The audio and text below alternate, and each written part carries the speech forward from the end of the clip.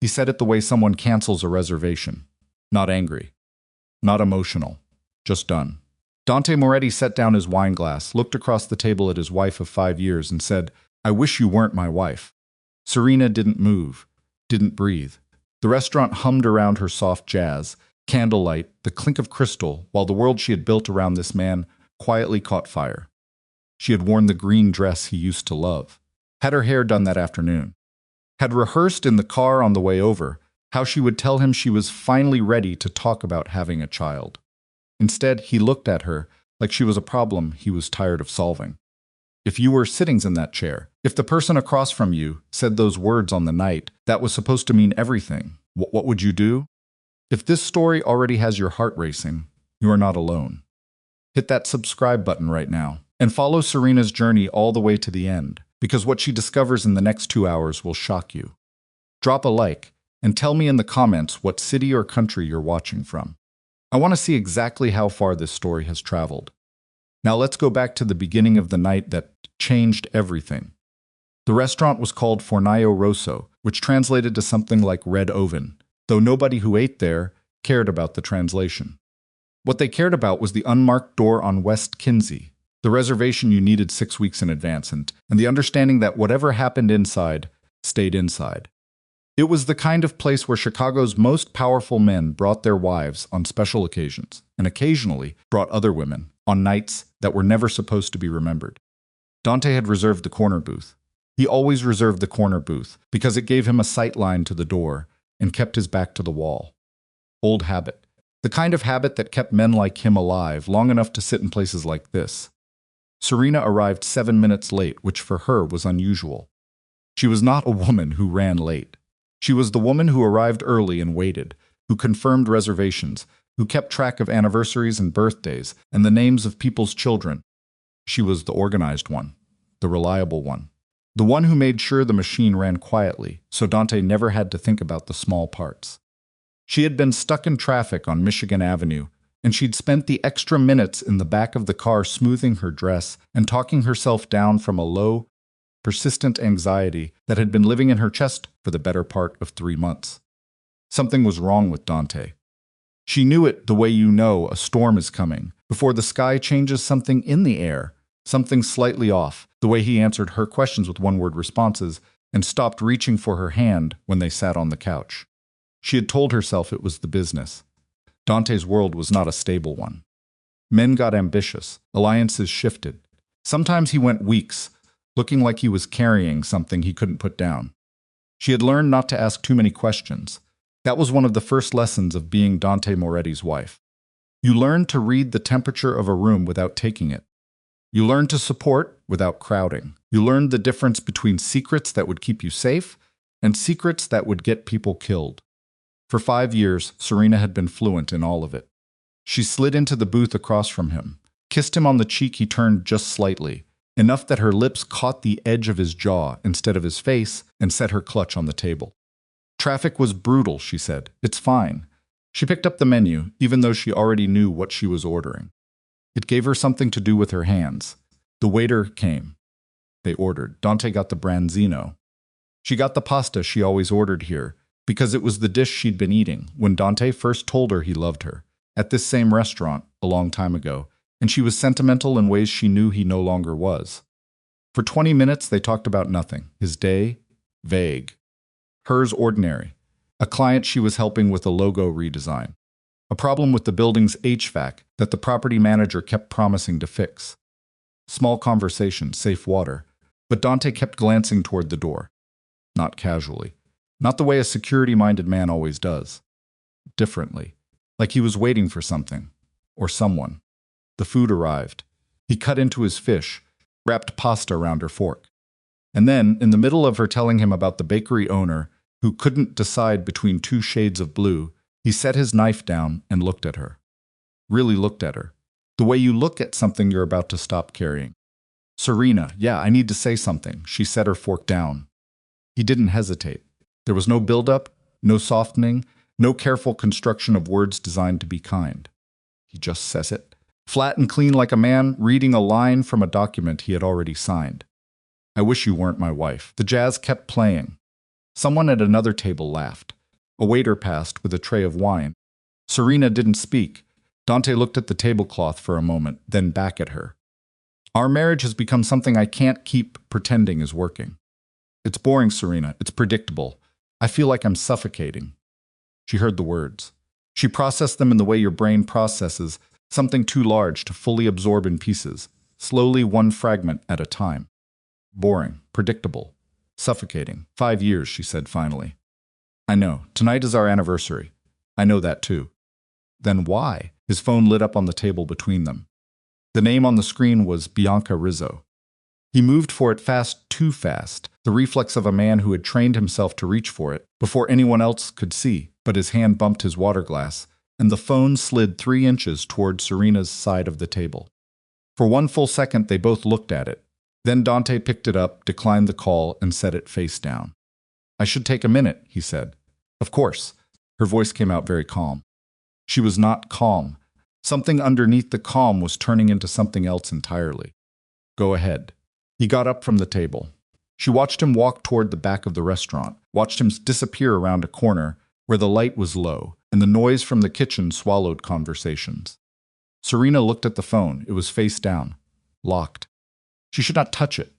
She should not touch it. She reached across the table and picked it up. It was not locked. Dante, in the rush of the moment, had left it without resecuring the screen. Serena looked at the notification preview. One message from Bianca Rizzo, timed 4 minutes ago. The preview showed only the first line. Miss you tonight. Are we still on for the rest was cut off. She tapped the notification. It opened, and the world Serena Moretti had built over 5 years of loyalty and sacrifice began to come apart in her hands. She was not a woman who panicked easily. That was something people who knew her always said. Serena is steady. Serena keeps her head. Serena doesn't fall apart.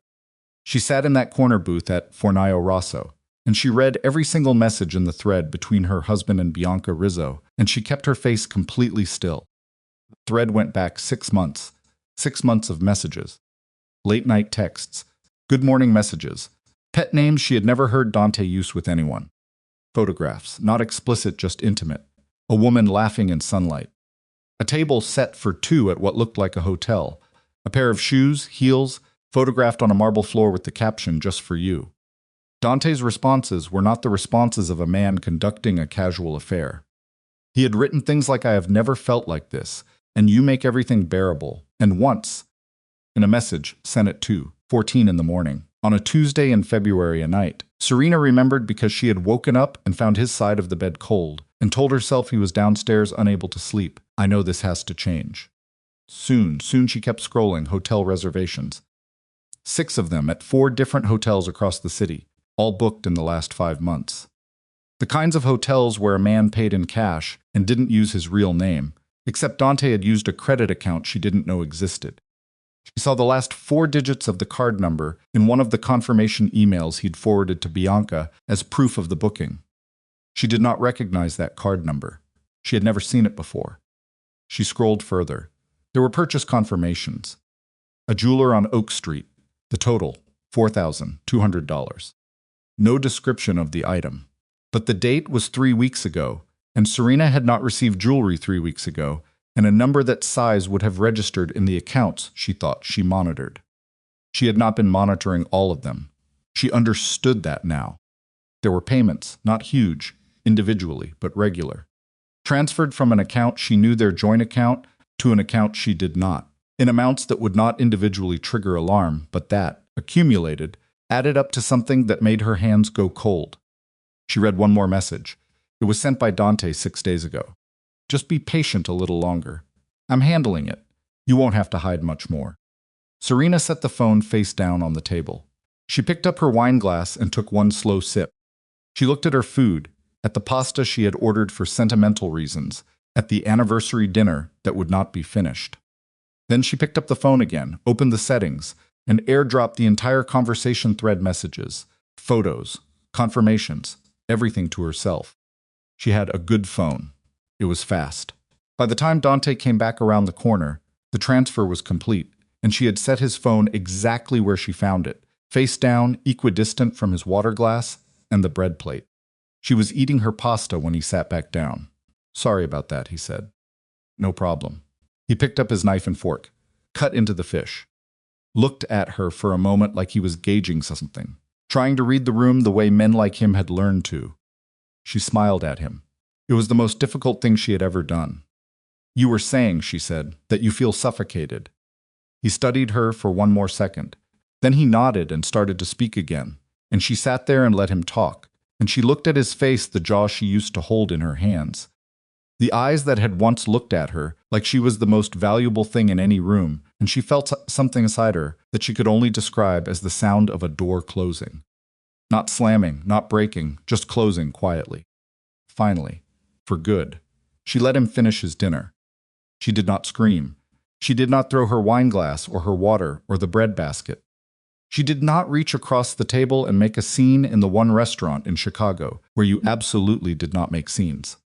She was not in that moment interested in performance. She was interested in leaving. Dante talked. He talked about feeling disconnected. He talked about needing space. He talked about the marriage having run its natural course, which was a phrase she was fairly sure he had rehearsed, because it came out too smooth, too polished, nothing like the way he normally spoke. She listened and nodded and said very little. When the waiter came to clear their plates and offered dessert menus, she said, "Just the check, please." Dante looked at her. "We don't have to leave yet." "I think we do." He watched her take her clutch from the table and stand, and something shifted in his face. A flicker of something she couldn't quite identify. Not guilt, not quite. More like the look of a man who had planned a conversation and was realizing it was not going the way he expected. "Serena, thank you for dinner," she said. She walked to the front of the restaurant. She got her coat. She pushed through the unmarked door and out onto the street, and she stood in the November air and she called her sister. Lucia picked up on the second ring. "How's the anniversary dinner?" Lucia asked, her voice already carrying the careful tone of a woman who knew things were not good and had known for a while. "I need you to come get me." A short silence. "Where are you?" "West Kinsey, in front of the restaurant." "Give me 15 minutes. Take 10. She stood on the sidewalk with her arms folded against the cold, and she did not cry. She looked at the unmarked door, and she thought about the 5 years she had spent walking through doors like that, unmarked, exclusive, chosen by men for reasons that had nothing to do with her, and she thought about the woman in those messages, Bianca Rizzo, who had been receiving late-night texts and jewelry and hotel room keys while Serena was home going over household accounts and confirming Dante's meeting schedules. She thought about the card number she didn't recognize. She thought about, "You won't have to hide much more." And she thought not emotionally, not dramatically, but with a clarity that felt like the first clean breath she'd taken in months about what she was going to do next. Lucia's car pulled up 8 minutes later. Serena got in. "Tell me," Lucia said. "Drive first," Lucia drove. They got 3 blocks before Serena started talking. She talked for the entire ride to Lucia's house in Lincoln Park, and she talked at the kitchen table with her hands wrapped around a mug of tea she didn't drink, and she talked past midnight with Lucia sitting across from her, not interrupting, not gasping at the right moments, just listening the way a sister listens, with the particular fury of someone who loves you and cannot fix what was done to you, but refuses to leave you alone with it. When Serena finally went quiet, Lucia sat back in her chair. "How long have you suspected something?" 3 months. Maybe more. I told myself it was business stress. He made you feel crazy for thinking it. It wasn't a question. Serena looked at her tea. I told myself I was being paranoid. You weren't paranoid. You were right, and he knew you were getting close, and he took you to dinner on your anniversary to tell you the marriage was over before you could find out why. Lucia's voice was flat, accurate. It had always been one of the things Serena loved, and sometimes hated about her older sister. She did not spare you the truth. He was going to end it on his terms. "You wanted to tell me I was boring," Serena said, like it would somehow be easier to hear that way. He wanted you to feel like it was your fault, so you'd be too ashamed to dig. Serena thought about that for a moment. Then she opened her phone and showed Lucia the airdropped thread. Lucia scrolled in silence for a very long time. When she looked up, her face was completely controlled. "The credit account. I've never seen that card number." "He opened it without you." "I think so. And the transfers from the joint account. I'm going to need to look at everything. All of it." Every account, every statement, going back as far as I can access. Lucia set the phone down on the table between them. She looked at her sister for a long moment. What do you want to do? Serena thought about the dress she'd chosen, because it was the color he used to love. She thought about the pasta she'd ordered because of a memory from the beginning, when things were different, when she had believed she was building a life with someone who intended to stay. She thought about, I wish you weren't my wife. I want out, she said. But not empty-handed. Lucia nodded slowly. I know someone. Victor Hale did not look like the kind of attorney who handled the affairs of people connected to Tushka organized crime infrastructure.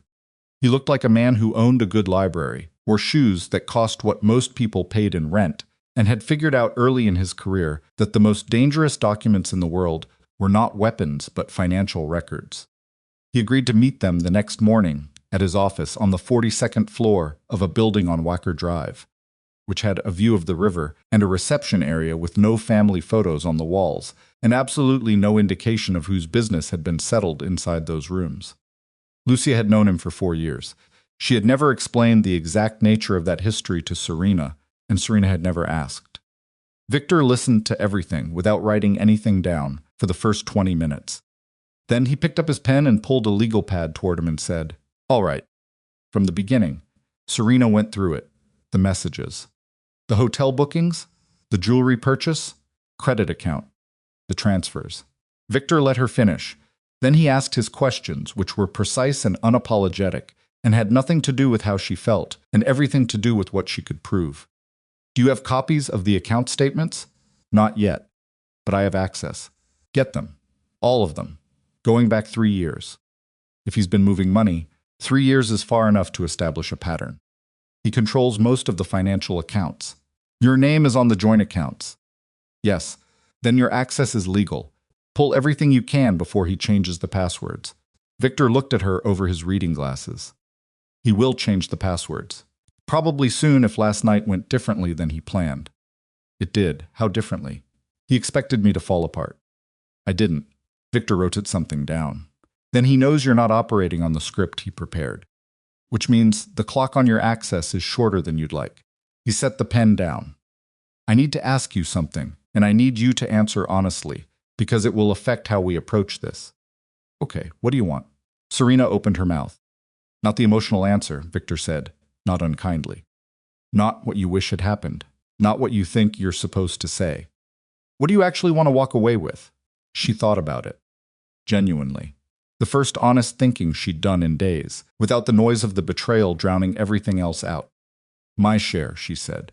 Everything that belongs to me, half of what we built, compensation for the money he sent to her, protection from any debts he ran up in my name that I didn't authorize. She paused. And I want out of the world that comes with his last name. Victor picked up his pen again. That's workable. And I want it clean. No drama, no exposure. I just want to be done with it. Clean divorces from men in his position require airtight documentation and very specific legal maneuvering, which is why we need those account statements before the week is out. He looked at her steadily. Are you ready to go back to that house? She had not thought about the house until that moment. The enormous, heavily secured house in Kenilworth that she had helped design had furnished, had made livable the house where Dante's world and her world had coexisted in the careful, fragile arrangement of a marriage that she was now understanding had been constructed on a lie. Yes, she said, take someone with you, my sister. Good. Take only what you can document belongs to you. Personal documents, financial records, any property that was specifically yours before the marriage. Don't take things that could look like you were removing marital assets. We'll deal with those through the courts. What if he's there? Victor considered this briefly. Is he likely to be violent? Serena thought about Dante, the controlled, calculated man who had built an empire on the precise management of force. He did not lose his temper without purpose. He did not act without considering the consequence. No, she said, not with me. Then go when you know he won't be there. And document everything you see. Dante was not there.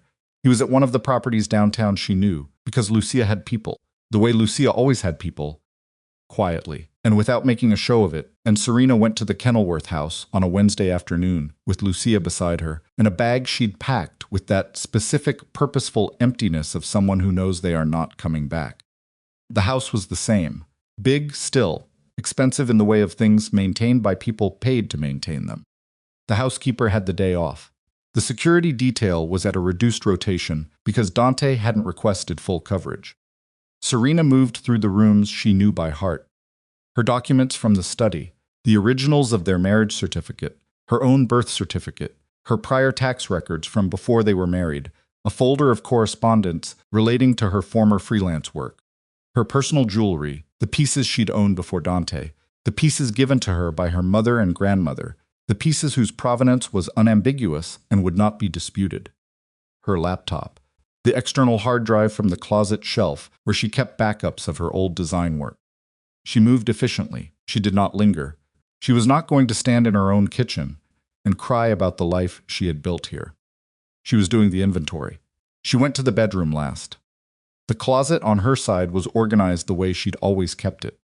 The closet on his side larger, because she had never argued with him about square footage, was neat in a way that was slightly different from his normal neat. She noticed it the way she noticed small changes in his patterns, which had been one of her ongoing unspoken skills for 5 years. She wasn't looking for anything, but she was looking at everything. She pulled open the drawer in his nightstand, the deep one, the one he said was for business documents. She had never looked in this drawer. She had respected this drawer.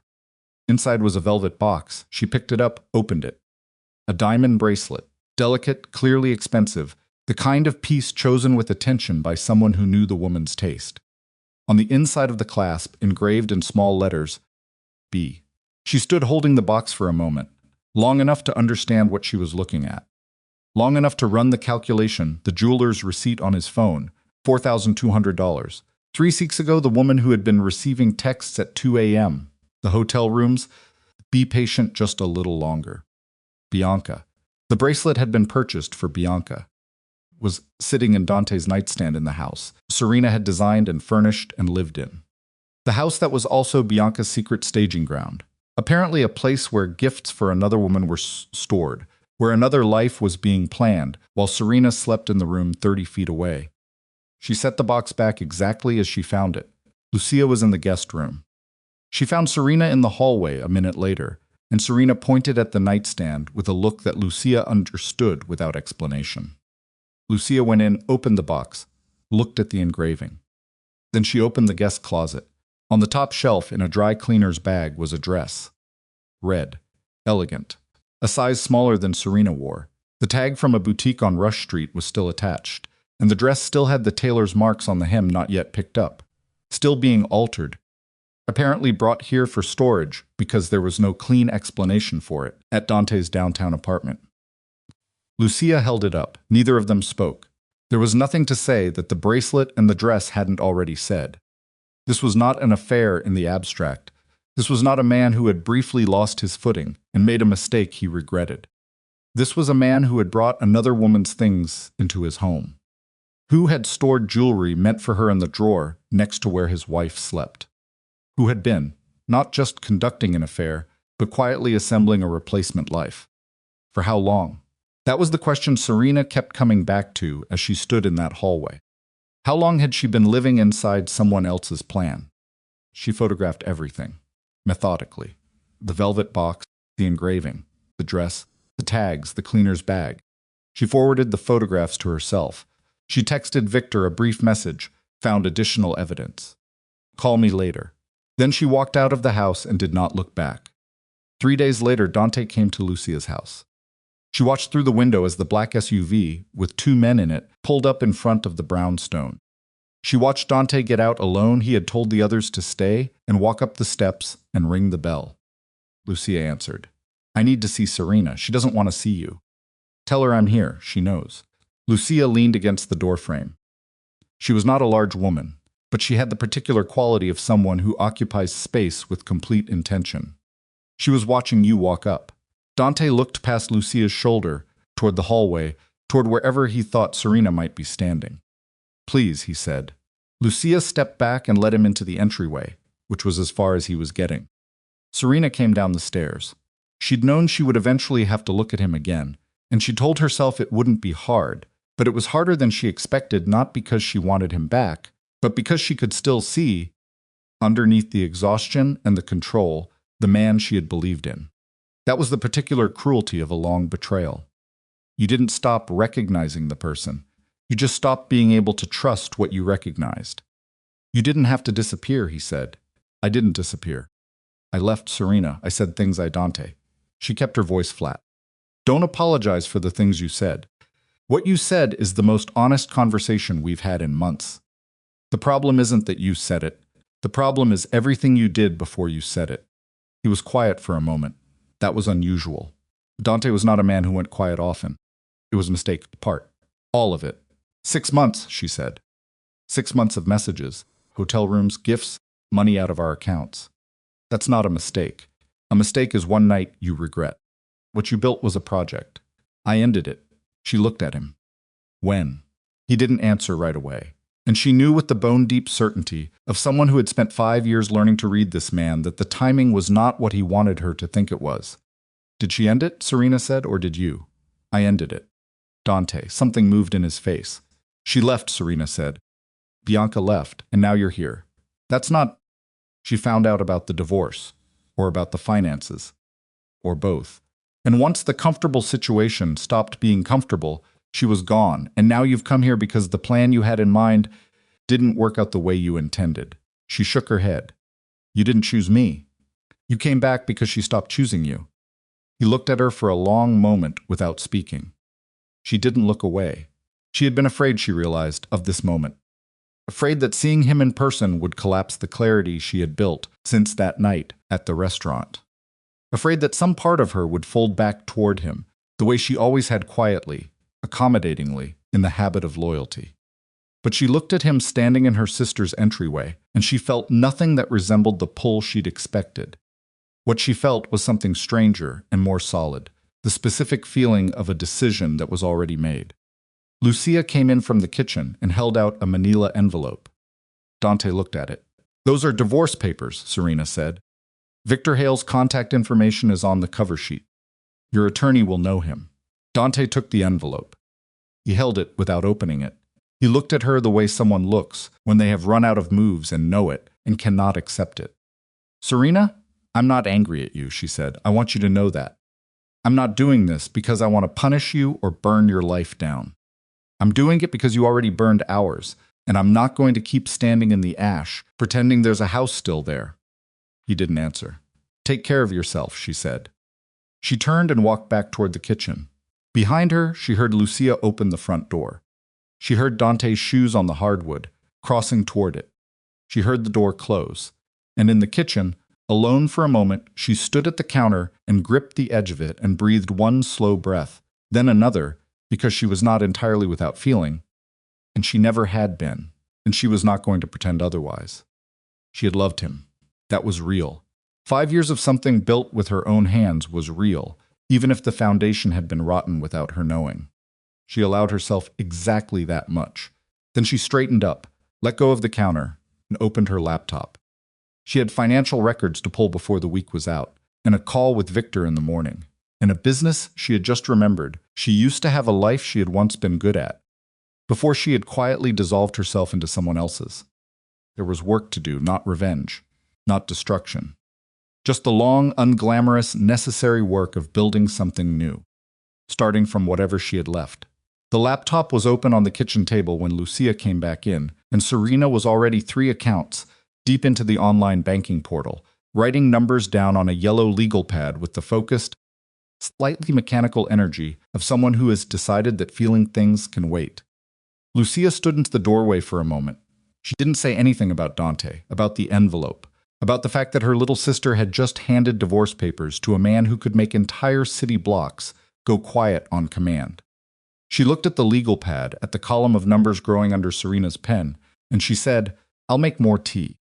I don't need tea. I know, I need tea. Lucia filled the kettle.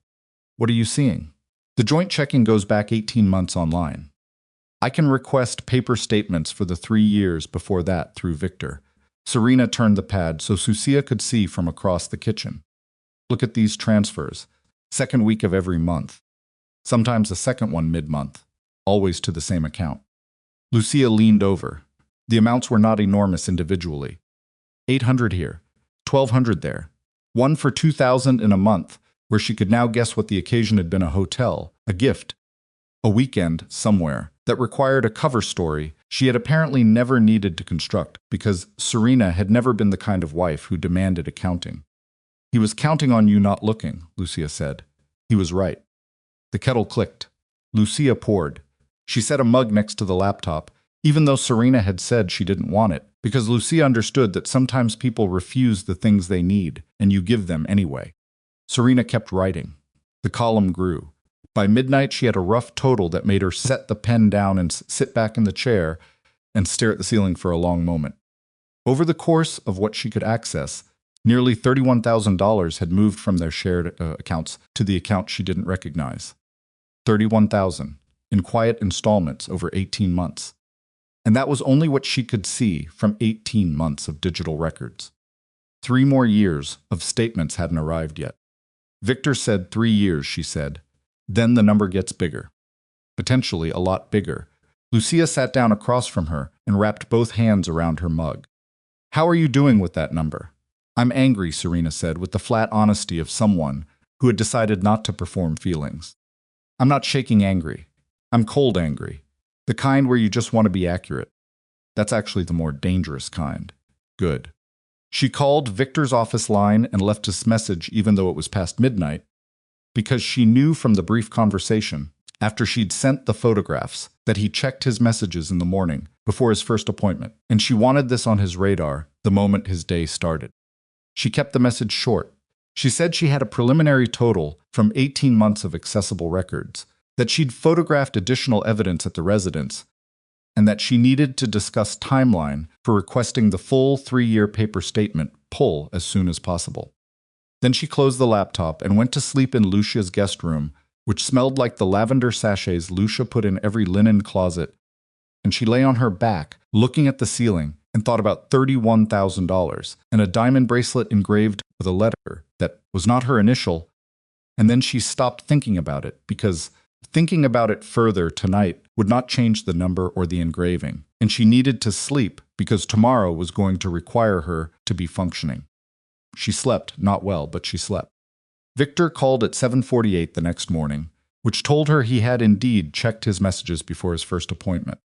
"The paper statement request needs to go through both of you jointly, or through a court order," he said, skipping any preamble. "Which means we're going to need to file first to get the discovery mechanism in place. The sooner we file, the sooner we can compel full financial disclosure. He'll know we filed, he'll know regardless. He's not going to misread why you took the documents from the house or why you walked away from that dinner the way you did." Victor paused. "Mrs. Moretti, he's already lawyered up. I'd be willing to bet money on it." She thought about this. Dante had not become the man he was by reacting slowly to changing situations. He assessed. He moved.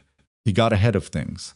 The man who had sat across from her at dinner and told her the marriage was suffocating him had already decided the outcome he wanted before he opened his mouth, which meant he had almost certainly already spoken to counsel about how to manage the financial exposure once she started asking questions. "How fast can we file?" she asked. "End of the week if you come in this morning and we finalize the petition." She was in his office by 9. The office on the 42nd floor looked different in the morning, harder edged in the daylight coming off the river. The way places that are designed to be reassuring can sometimes tip into something that just feels like power.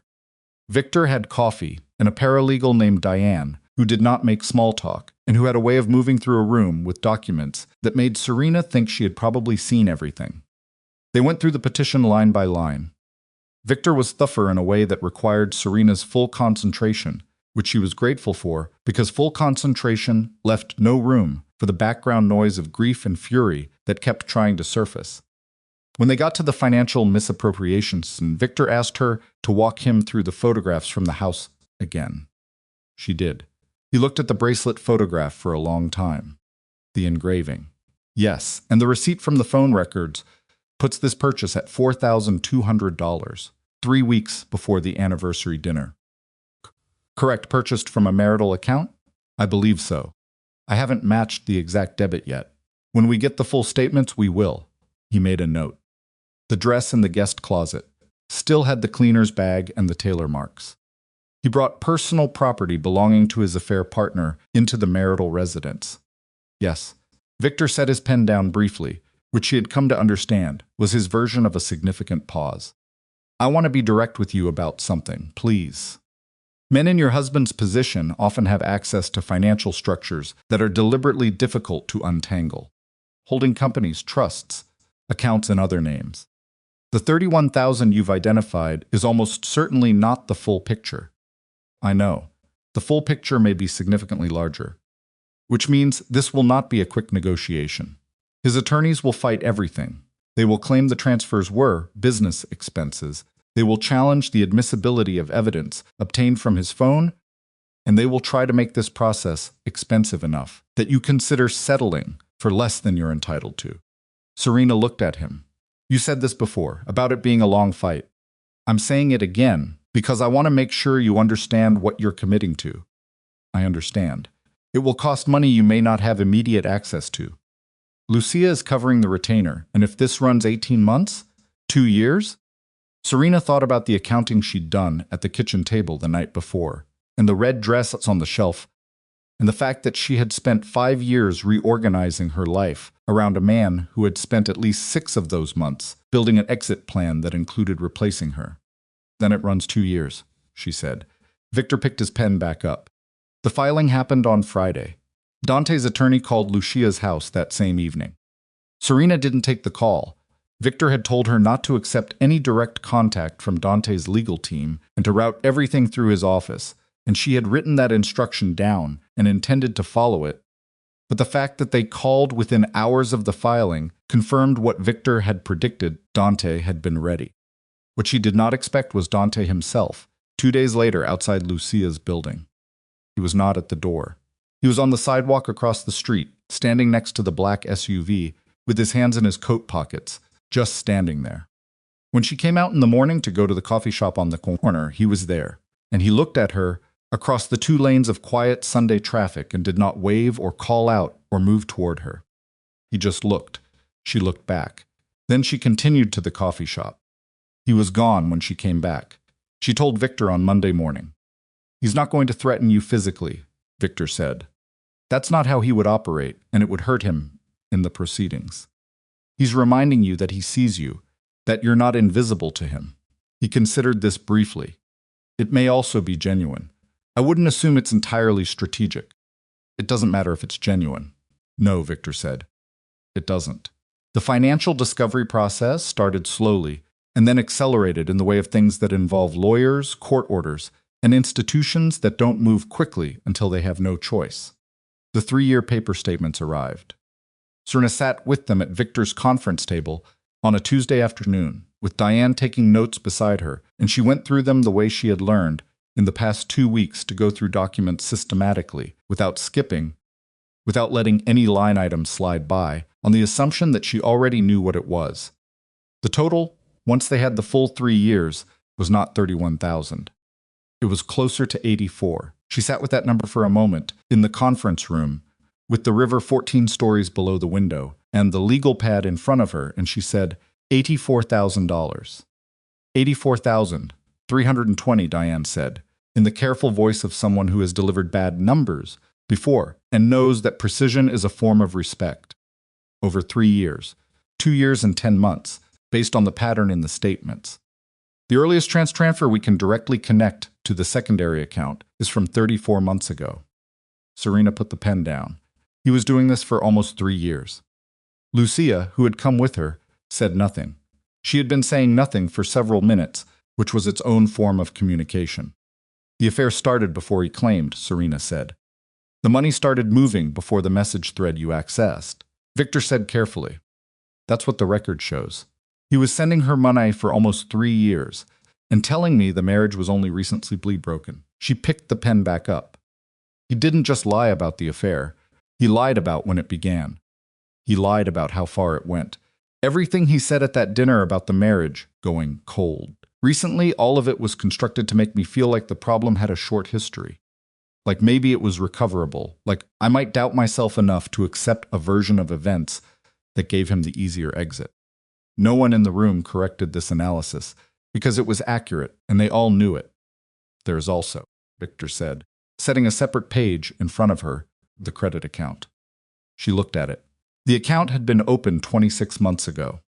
Her name was on it, her social security number, her signature or what was meant to pass for it, in a document she had never seen and would not have agreed to. She looked at Victor. That signature is not mine. I assumed as much. We'll need a handwriting comparison, which is straightforward to obtain. If the signature is forged, that's a separate issue from the financial misappropriation. That's fraud. Against me. Against you and against the lending institution. She looked at the document for a long time. Her name, clean and familiar, at the bottom of a contract she had never signed, opening a line of credit she had never authorized, used to fund a relationship she had never known existed. Her name, used without her knowledge, to give Dante resources he could use freely because they were technically attributed to both of them. He used my name, she said, yes, to borrow money to spend on another woman. That is what the evidence suggests. Lucia put her hand flat on the table between them. It was not a dramatic gesture. It was just her hand, steady and present, which was sometimes the only thing that helped. Serena looked at the document one more time. Then she looked at Victor. What does fraud do to the settlement? It significantly strengthens your position. It also potentially opens him to criminal exposure, which is separate from the civil proceedings. Whether we pursue that avenue is something we can discuss and something that will depend on how cooperative his side chooses to be going forward. You mean it's leverage? It's a fact, Victor said. What you do with facts is a strategic decision. Dante's attorneys came back with their first formal response to the petition 2 weeks later. It was, as Victor had predicted, aggressive in the specific way of legal documents, written to bury the opposition in effort rather than to actually engage with the substance. They claimed Serena had full knowledge of and access to all financial accounts. They claimed the credit account had been opened jointly, with her explicit consent, in a conversation they said had taken place at the residence. They claimed the transfers to the secondary account were reimbursements for legitimate personal expenses. They attached a declaration from Dante, stating that the marriage had been deteriorating for 2 years, due to, among other things, Serena's emotional unavailability and failure to support his professional obligations. Serena read this declaration, sitting in Victor's conference room on a Thursday morning. She read it twice, then she set it down. He said I was emotionally unavailable, she said. Yes, while he was spending our money on another woman for 3 years. His attorneys will argue that the marriage difficulties were mutual and that his actions were a consequence rather than a cause. That's not how consequences work. It doesn't need to be logically defensible. It needs to generate enough friction that you question whether fighting is worth the cost. Victor looked at her steadily. Is it worth the cost? She thought about the dress in the cleaner's bag. She thought about the signature at the bottom of a contract she had never signed. She thought about 34 months of transfers that had begun while she was still trying to understand why her husband seemed increasingly distant. While she was telling herself it was stress, while she was reorganizing her schedule and her expectations and her own wants to accommodate a man who was, the entire time, building a life that had no place for her in it. Tell them we have the credit account document and we've initiated a handwriting analysis, she said. Victor's expression shifted barely, but she caught it. Yes, she said. I want them to know we have it. I want them to have that information before the next response. It changes the negotiation dynamic. I know it does. That's why I want them to have it. Victor made the note. The handwriting analysis came back 8 days later. The signature on the credit account application was not Serena's. The forensic analyst's report was 14 pages long and concluded with a certainty rating that Victor described in language she had come to understand as his version of excited, as unusually high for this type of analysis. She was in Lucia's kitchen when Victor called with the result. She was in the middle of a logo revision for the clothing boutique she'd picked up 2 weeks ago, the third freelance client she'd taken on since the work had started coming back to her. Slowly, as word had gotten around through Lucia's network that Serena Valenti, not Serena Moretti, Serena Valenti, her name before all of this was available and was good. She set down the stylus and listened to Victor's even recitation of the findings. So it's confirmed, she said. It's confirmed. What happens now? I send this to his attorneys with a cover letter. Their response will tell us a great deal about how they intend to proceed. And if they try to fight it, they won't. Forged signatures on financial documents are not something you argue with a handwriting analyst in open court if you can possibly avoid it. They'll recalibrate. A brief pause, Serena. This is a significant development. I want you to understand that. I understand it. It changes what you're entitled to ask for. I know. She thanked him and hung up. She sat at the kitchen table with the half-finished logo on the screen in front of her and the stylus in her hand, and she looked at the design, a delicate serif typeface for a boutique called Maison Girard, clean and elegant and hers, and she felt, for the first time in the 6 weeks since the anniversary dinner, something that was not grief or anger or the cold mechanical energy of building a case. It was something quieter than those things, something that felt, tentatively and without fanfare, like ground. She was beginning to find her footing when Vivian Cross walked into her life.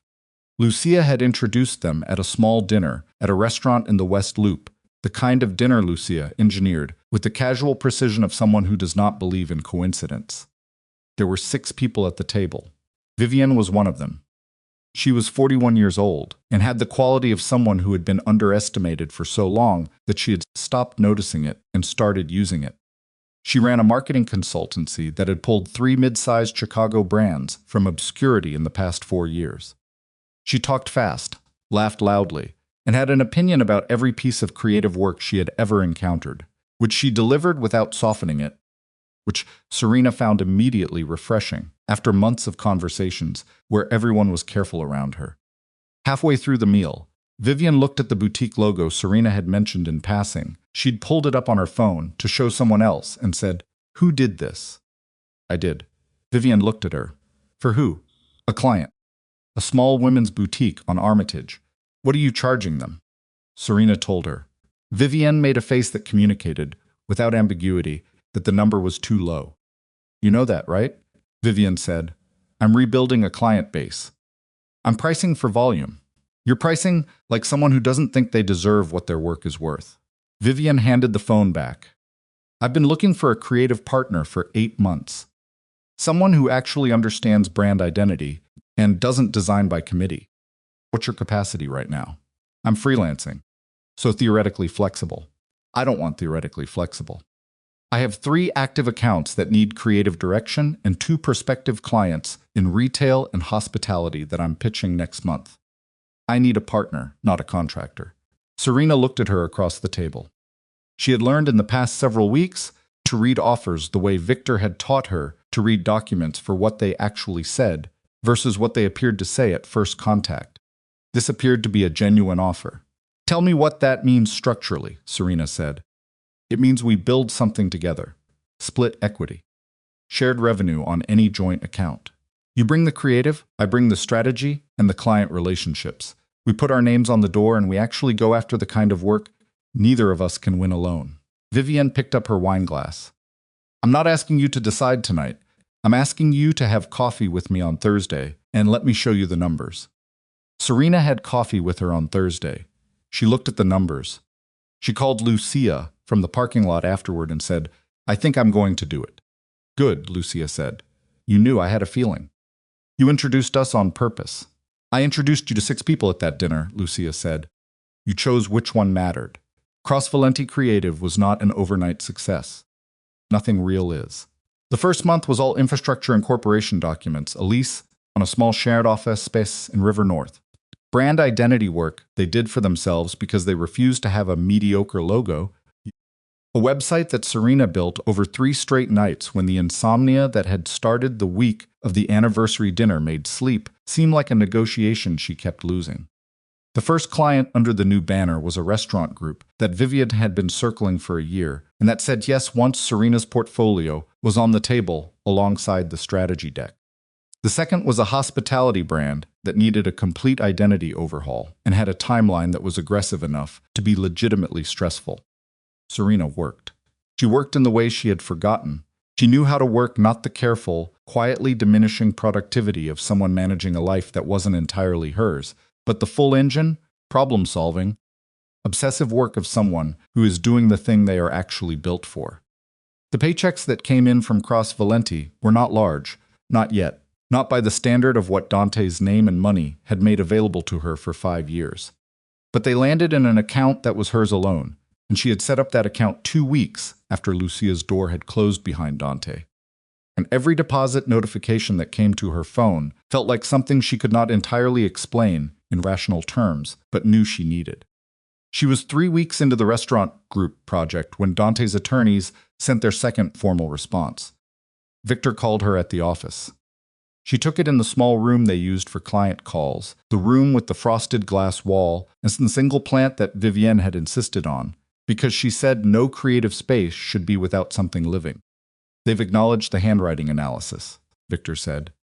And they're not contesting the finding, meaning they know it's real. Meaning they know what it means for them if it goes to court. A pause. They've made a revised proposal. How revised? They're offering a settlement. Considerably higher than their initial position. He named a number. She thought about it. That's not enough. No, Victor agreed. It isn't. Particularly given the full scope of the documented transfers and the credit fraud. What does it tell us that they moved this fast? It tells us they understand the exposure. A forged signature on a financial document is not something his attorneys want in front of a judge. And if there's criminal exposure, that opens questions that reach well beyond your divorce settlement. They're trying to close this before it gets bigger. That's my read. Serena looked at the frosted glass, at the blurred shape of Vivienne's silhouette moving past it in the main space, at the city visible through the window beyond. 3 weeks ago, she had been at Lucia's kitchen table with a legal pad and a number that had grown from 31,000 to 84,000 in the space of an afternoon. Now she was sitting in an office with her name on the incorporation papers and a business that was alive and breathing and demanding things from her. Counter, she said. With what number, she told him. A short silence, that's aggressive. The signature is real. The transfers are documented. He spent $84,000 of marital money over 3 years and then used my name to open a credit line he forged my signature on. I think aggressive is appropriate. I agree with you, Victor said. I just want to make sure you're prepared for them to come back hard. Let them. She hung up. The plant in the corner of the room needed water.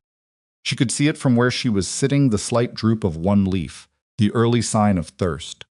She got up, found the small watering can Vivienne kept on the shelf, and filled it from the bathroom sink down the hall, and when she came back and tilted the can over the soil, she thought about how much of the work of keeping things alive was just attention, just the ongoing act of showing up and noticing and doing the small necessary thing before the damage got irreversible.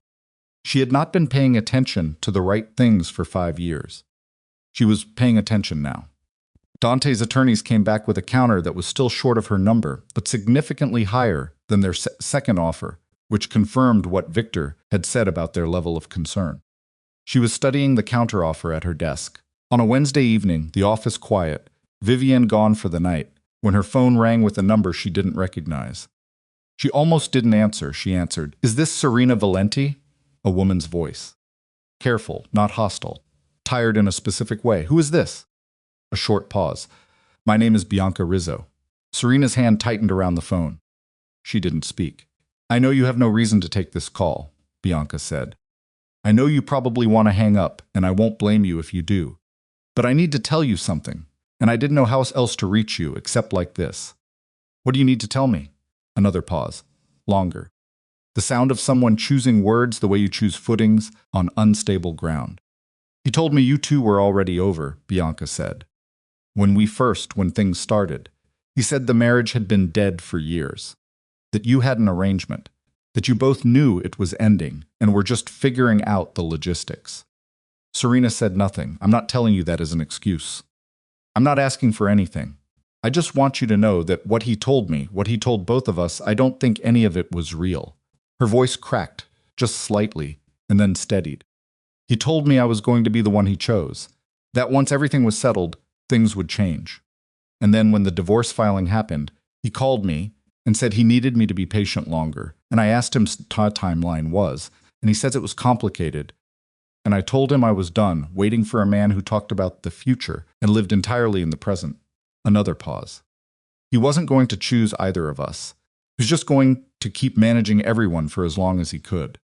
Serena sat at her desk in the quiet office. Outside the window, the city was its usual restless self, indifferent and constant. "Why are you calling me?" she said. "Because I've been reading about the filing, about the financial stuff. And I started looking at my own accounts. Because he had access to them, he set it up for me. I thought it was a gift, and I found something I don't understand, and I think you should know about it." The paper in front of her, the counteroffer, the number that was still not the number she needed. "Tell me," she said. "He was transferring money through my account," Bianca said. "I didn't know. I didn't give him permission. It looks like he was using it as a pass-through. Moving money in, moving money out. The amounts match some of the transfers in the financial documents that were mentioned in the court filing." Serena sat very still. "You're saying he used your account to route money?" "I'm saying it looks like that's what was happening. And I'm saying that I didn't know, and I don't want to be a party to it, and I think if your attorney needs a statement from me, I might be willing to give one." This was the moment. Serena could feel it, the specific weight of a moment where what happens next is determined not by the past, but by the next 30 seconds of decision. "I'll have Victor Hale call you tomorrow," Serena said. "Okay, Bianca. Thank you for calling." A short silence. "I'm sorry," Bianca said. "For what it's worth, I'm sorry." Serena hung up. She set the phone face down on the desk and looked at the counteroffer from Dante's attorneys, and she thought about a man who had been running 3 separate financial narratives simultaneously, the legitimate business accounts, the transfers to Bianca's account, the credit line opened in Serena's forged name, and who had apparently been using the woman he claimed to love as an unwitting pass-through for money he was trying to obscure. He had not just cheated on Serena, he had implicated Bianca without her knowledge. He had treated every person in his orbit, including the one he was supposedly choosing over his wife, as infrastructure for his own management of consequences. She picked up her phone and called Victor. He answered on the second ring, which meant he was still in his office, which meant she was not the only one who had trouble drawing clean lines between work hours and the rest of it when things were moving fast.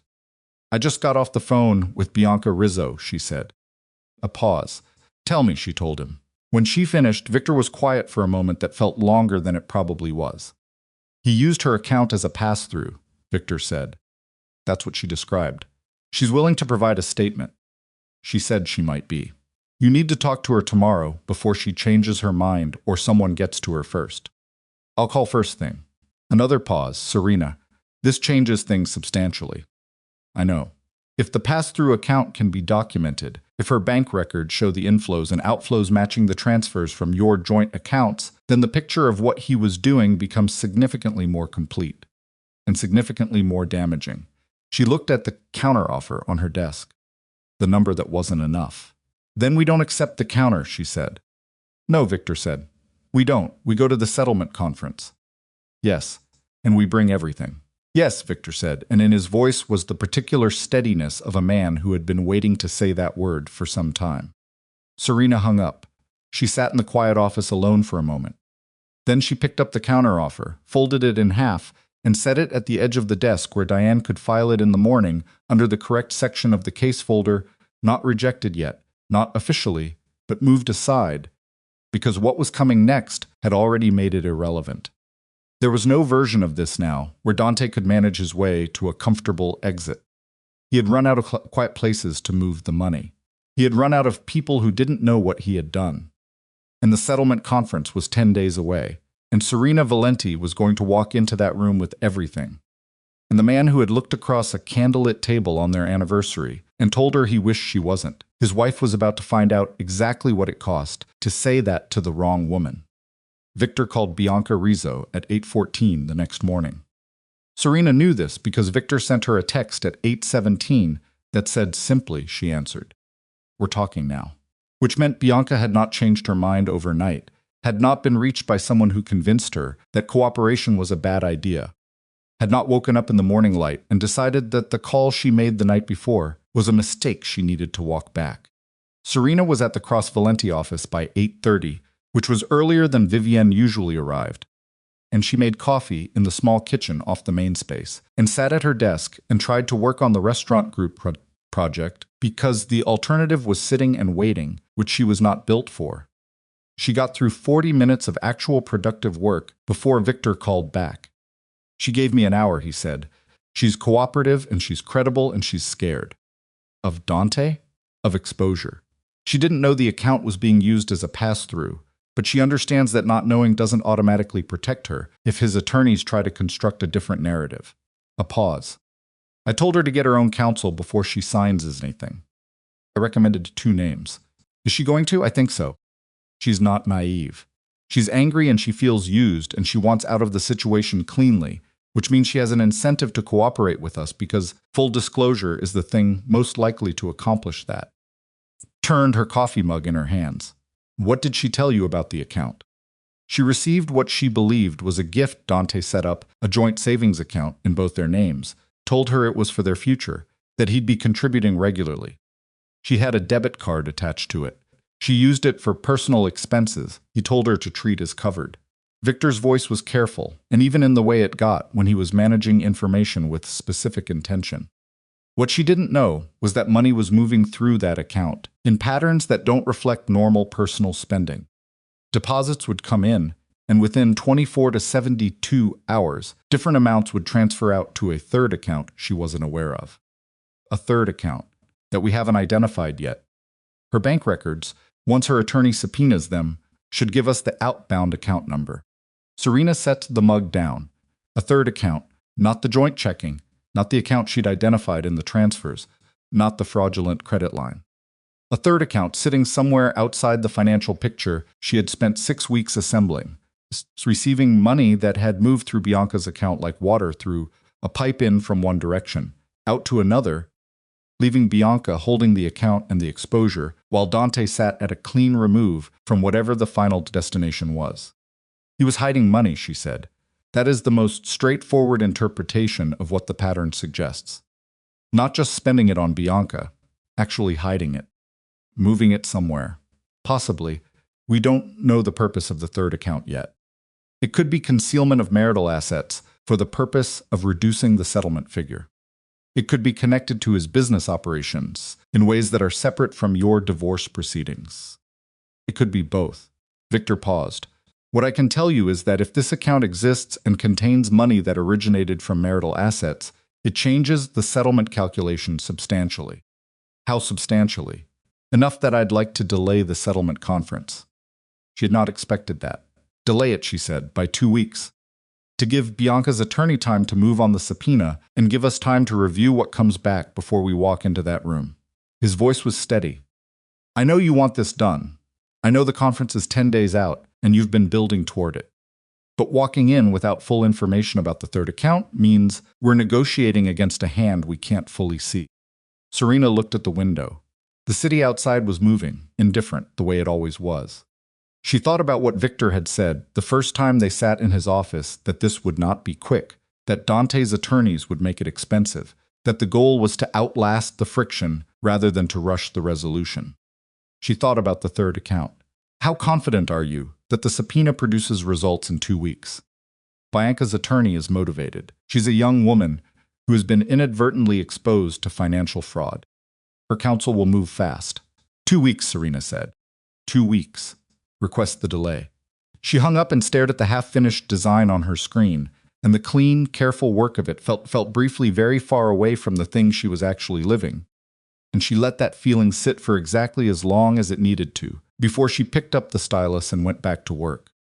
The 2 weeks were not quiet. Dante's attorneys objected to the delay request, which was expected.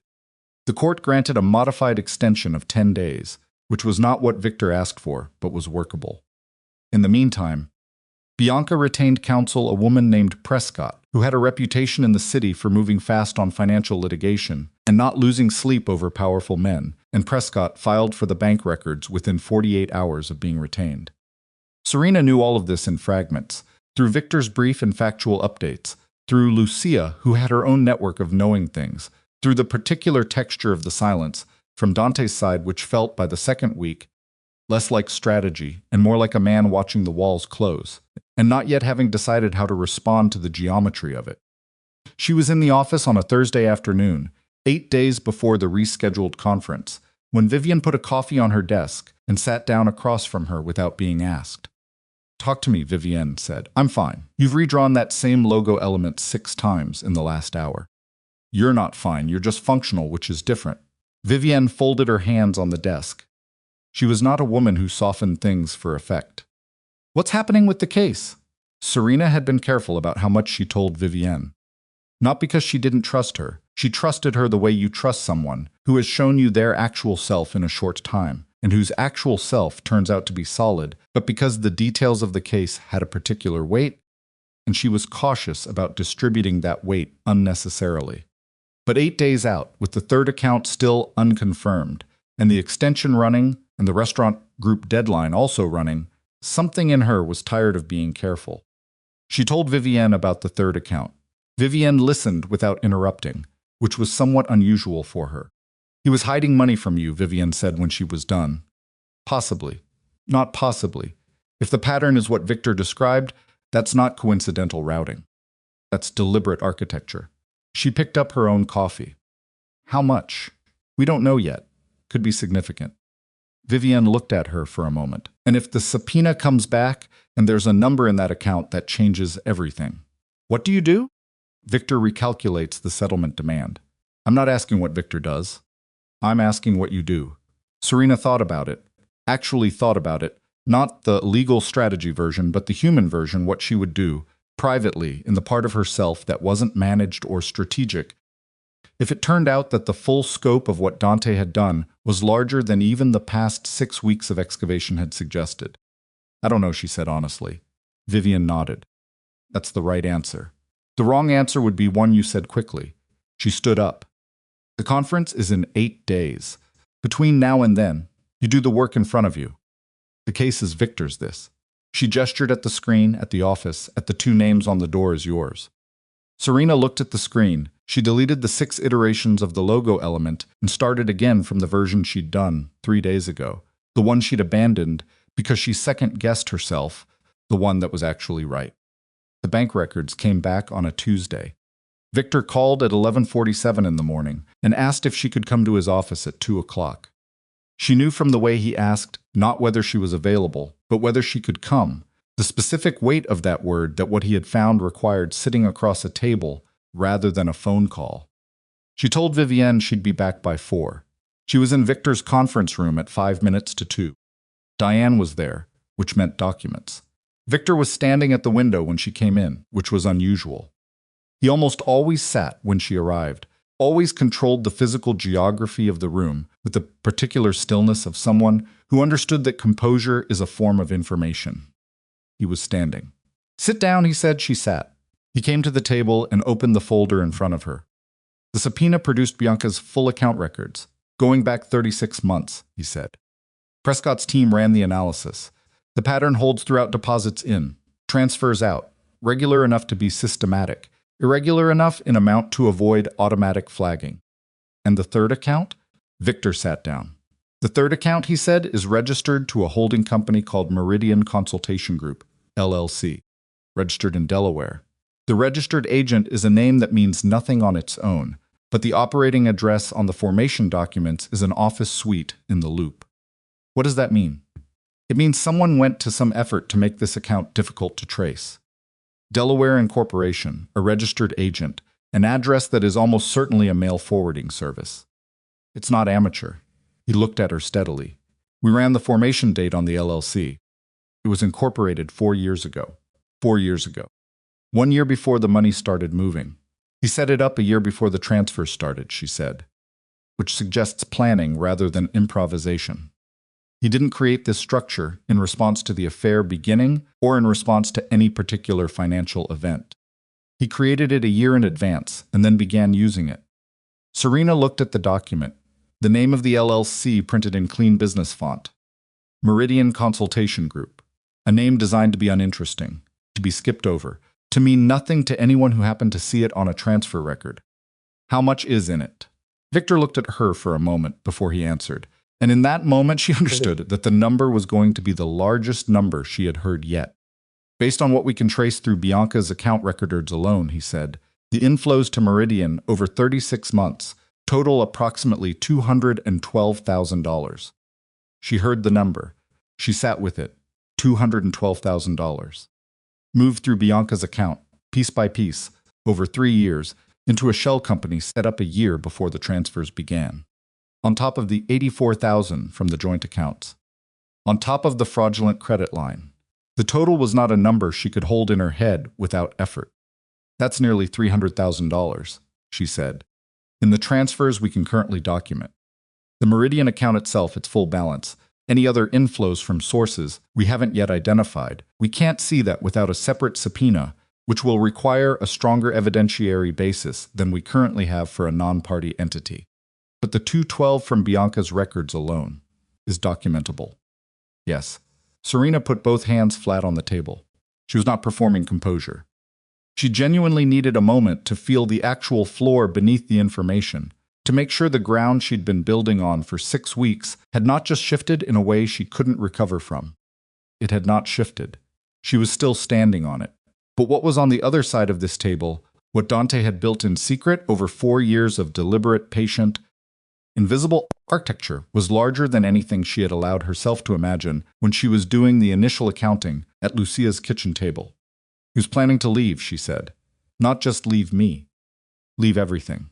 Have money somewhere clean and untraceable that nobody could reach in a divorce settlement. That is the most complete interpretation of the evidence. He took me to dinner on our anniversary to tell me the marriage was over because he was ready. The money was already moved.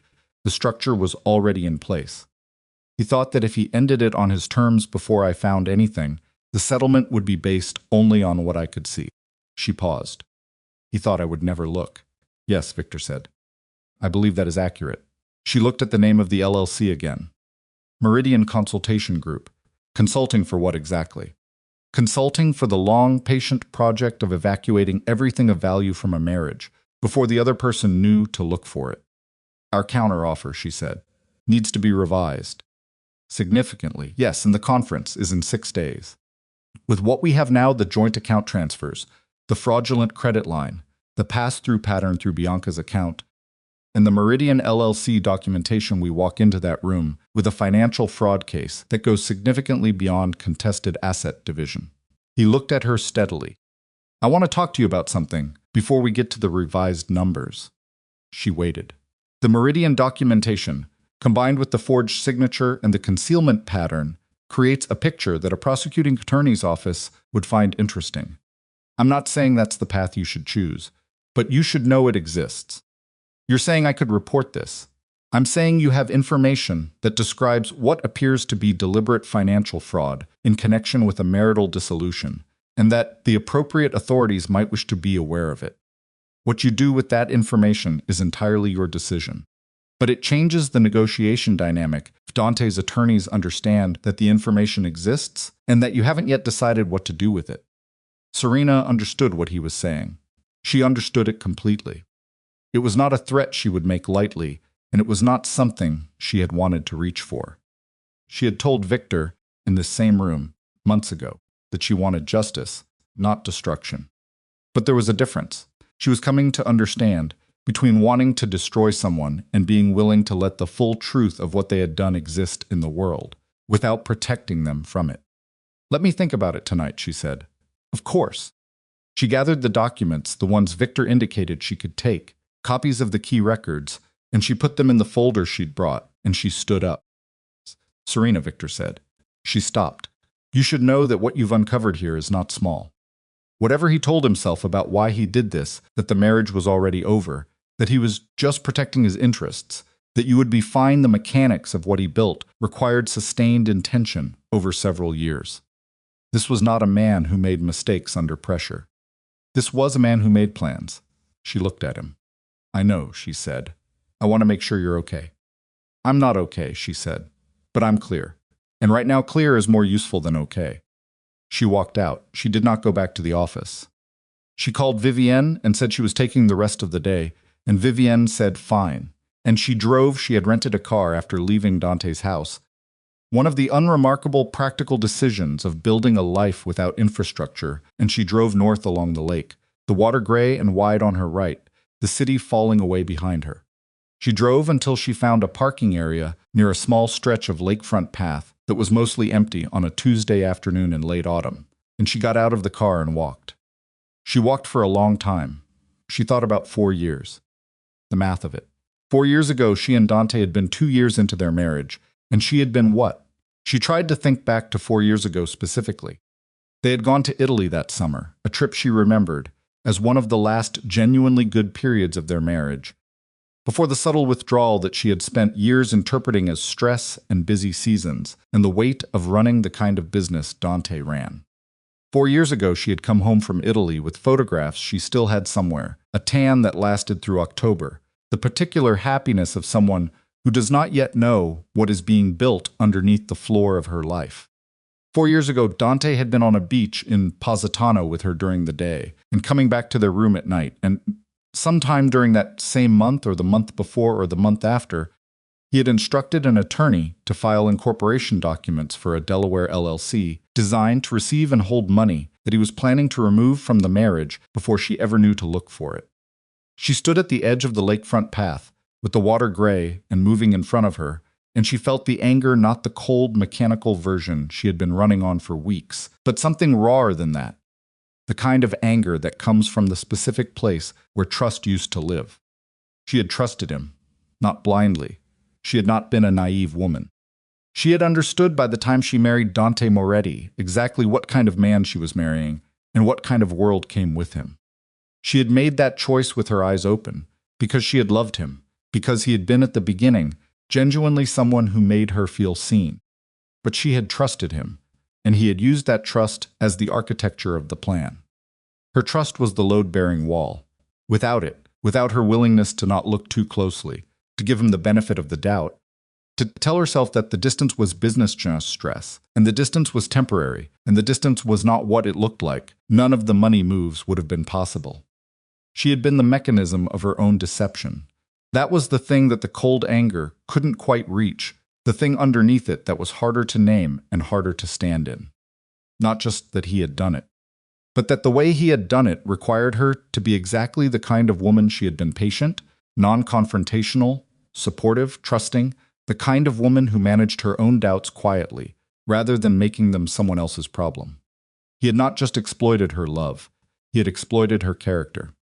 She stood there until the cold coming off the water was through her coat and into her shoulders, and then she walked back to the car and sat in it, with the heat running, and called Lucia. "Tell me where you are," Lucia said immediately, because she could hear it. Serena told her, "I'm coming. You don't need to. I'm already in the car." Lucia found her 20 minutes later. She pulled up next to the rental and got out and got into Serena's passenger seat without asking. And she sat there with her coat still buttoned and looked at her sister. Serena told her about the LLC, about the $212,000, about the 4 years. Lucia listened. When Serena was done, Lucia said nothing for a long moment. Then she said, "He was going to leave you with nothing. He was going to leave me with what I could see, which he had already made small. He planned it. Yes, before Bianca, before any of the affair. He was already building the exit while you were still." Lucia stopped. "While I was still trying to figure out how to be a better wife," Serena said. Yes. The word wife sat in the car between them with a particular weight, and Serena felt it the way you feel the specific grief of a word that used to mean one thing, and now means something else entirely. "What do you need?" Lucia asked. "I need to make a decision." "About the prosecution option?" "Yes." Lucia turned to look at her directly. "What does your gut say?" Serena thought about it. Not the strategic version, not the version filtered through Victor's careful legal framing, but the version in her gut, the instinctive one, the one that came from the woman who had driven north along a gray lake because she needed to stand somewhere that was just weather and water and not any person's plan. "I don't want to destroy him," she said. "That hasn't changed. I'm not doing this because I want him destroyed. But I'm done protecting him from consequences." She looked at the water through the windshield. He made choices. He made them over 4 years with full knowledge of what he was doing. "I'm not responsible for managing what happens when those choices become visible." Lucia nodded slowly. "Tell Victor tomorrow," she said, "that we're not suppressing the Meridian information. That you're not suppressing any of it. That you're not responsible for what the full picture looks like once it's in the room." Serena nodded. "And the settlement number?" Lucia asked.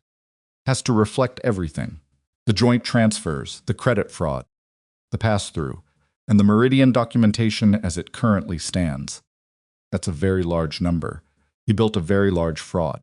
Lucia reached over and put her hand on Serena's arm. Not squeezing, not patting, just present. The way Lucia had always been present without performance, without the softening that sometimes tips into condescension. Just there, solid, because that was what sisters do when the thing is too big for words to actually cover. They sat in the car for another 20 minutes without saying much. Then Serena started the engine, and Lucia went back to her own car, and they drove back into the city through the afternoon traffic. And Serena watched the skyline come back into view through the windshield, the buildings she had lived alongside for 5 years, the city that had been the backdrop of a marriage she now understood she had never fully seen. She had spent 5 years learning to read a world that was not entirely hers. Now she was reading it correctly for the first time, and what she saw was not the end of something. It was the full picture, finally, of what had always been there. She called Victor that evening and told him she would not be suppressing any information. She told him the revised settlement demand should reflect the complete documented scope of the financial fraud, and that if Dante's attorneys chose to fight it in open court, that was their decision to make, and its consequences would be theirs to manage. Victor said he would have revised documents ready by morning. She hung up and sat at the desk in the guest room at Lucia's house. She had started thinking of it as her room rather than the guest room, which felt like a small but genuine shift, and she opened her laptop and did 2 hours of work on the restaurant group project, because the deadline was real, and the work was real, and the thing she had learned in the past 2 months was that real. Work done with your own hands was the one thing that stayed solid when everything else was moving. She finished the section she needed to finish. She closed the laptop.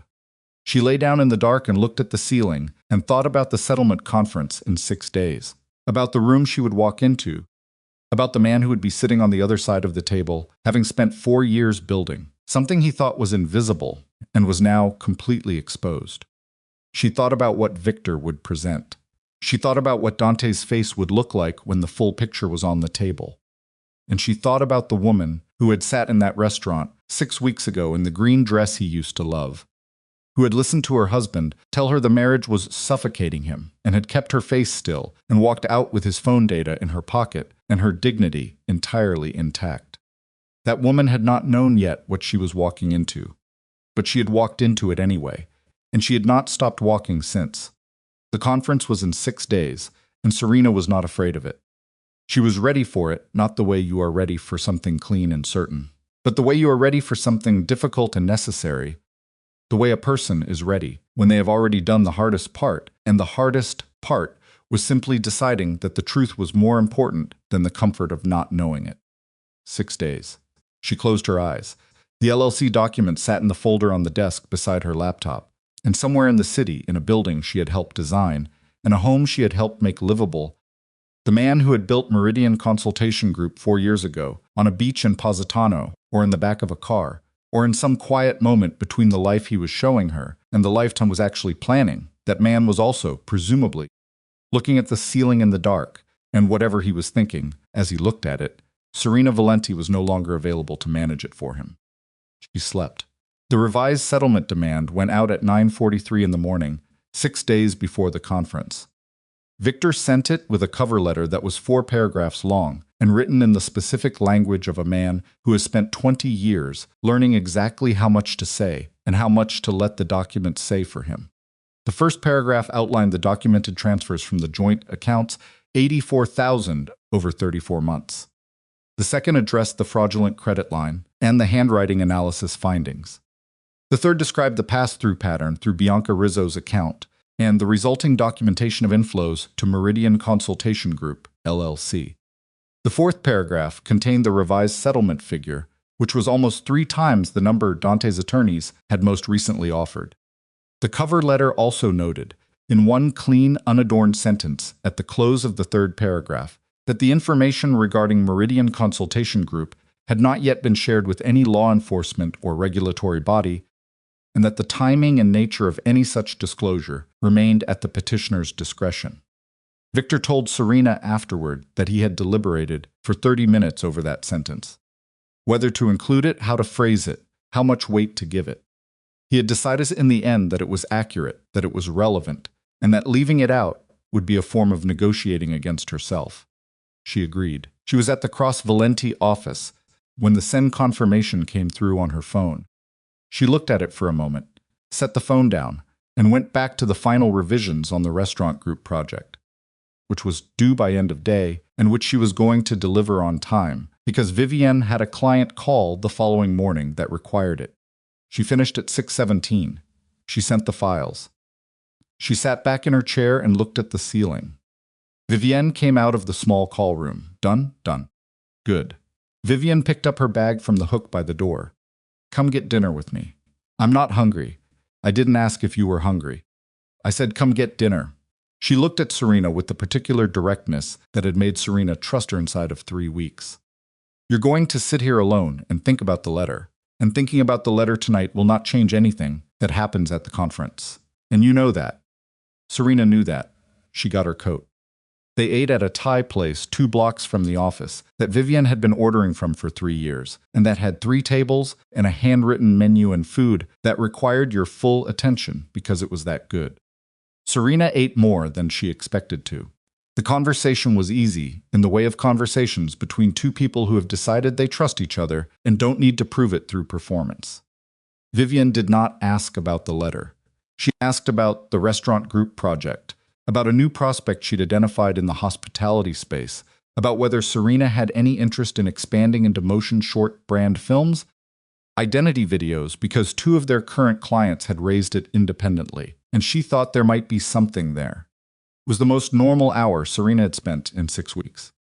She drove back to Lucia's in the dark, and she lay in the room that felt increasingly like hers, and she thought, before she fell asleep, not about the conference but about the prospect of motion work, about the visual problem of translating a static brand identity into something that moved, which was the kind of problem she had always enjoyed because it required both precision and instinct in equal parts. She slept well for the first time in 2 weeks. The call came at 7:22 the next morning. Not Victor. Dante's lead attorney, a man named Carver, who had the compressed, efficient voice of someone who makes a great deal of money speaking in short sentences, calling Victor's line, which Victor then conferenced Serena into, before he picked up so she could hear without speaking. Carver said that his client had reviewed the revised demand. He said that his client found the figure excessive, given the disputed nature of several of the evidentiary items. He said that his client was prepared to make a revised counter that he characterized as, and this was the phrase that made Serena press the phone harder against her ear, their best and final offer. Victor said he would convey the offer to his client. The call ended. Victor clicked off the conference hold. Best and final, Serena said, which often means nothing of the kind, Victor said. But in this case, I think it signals that they understand the ground has changed.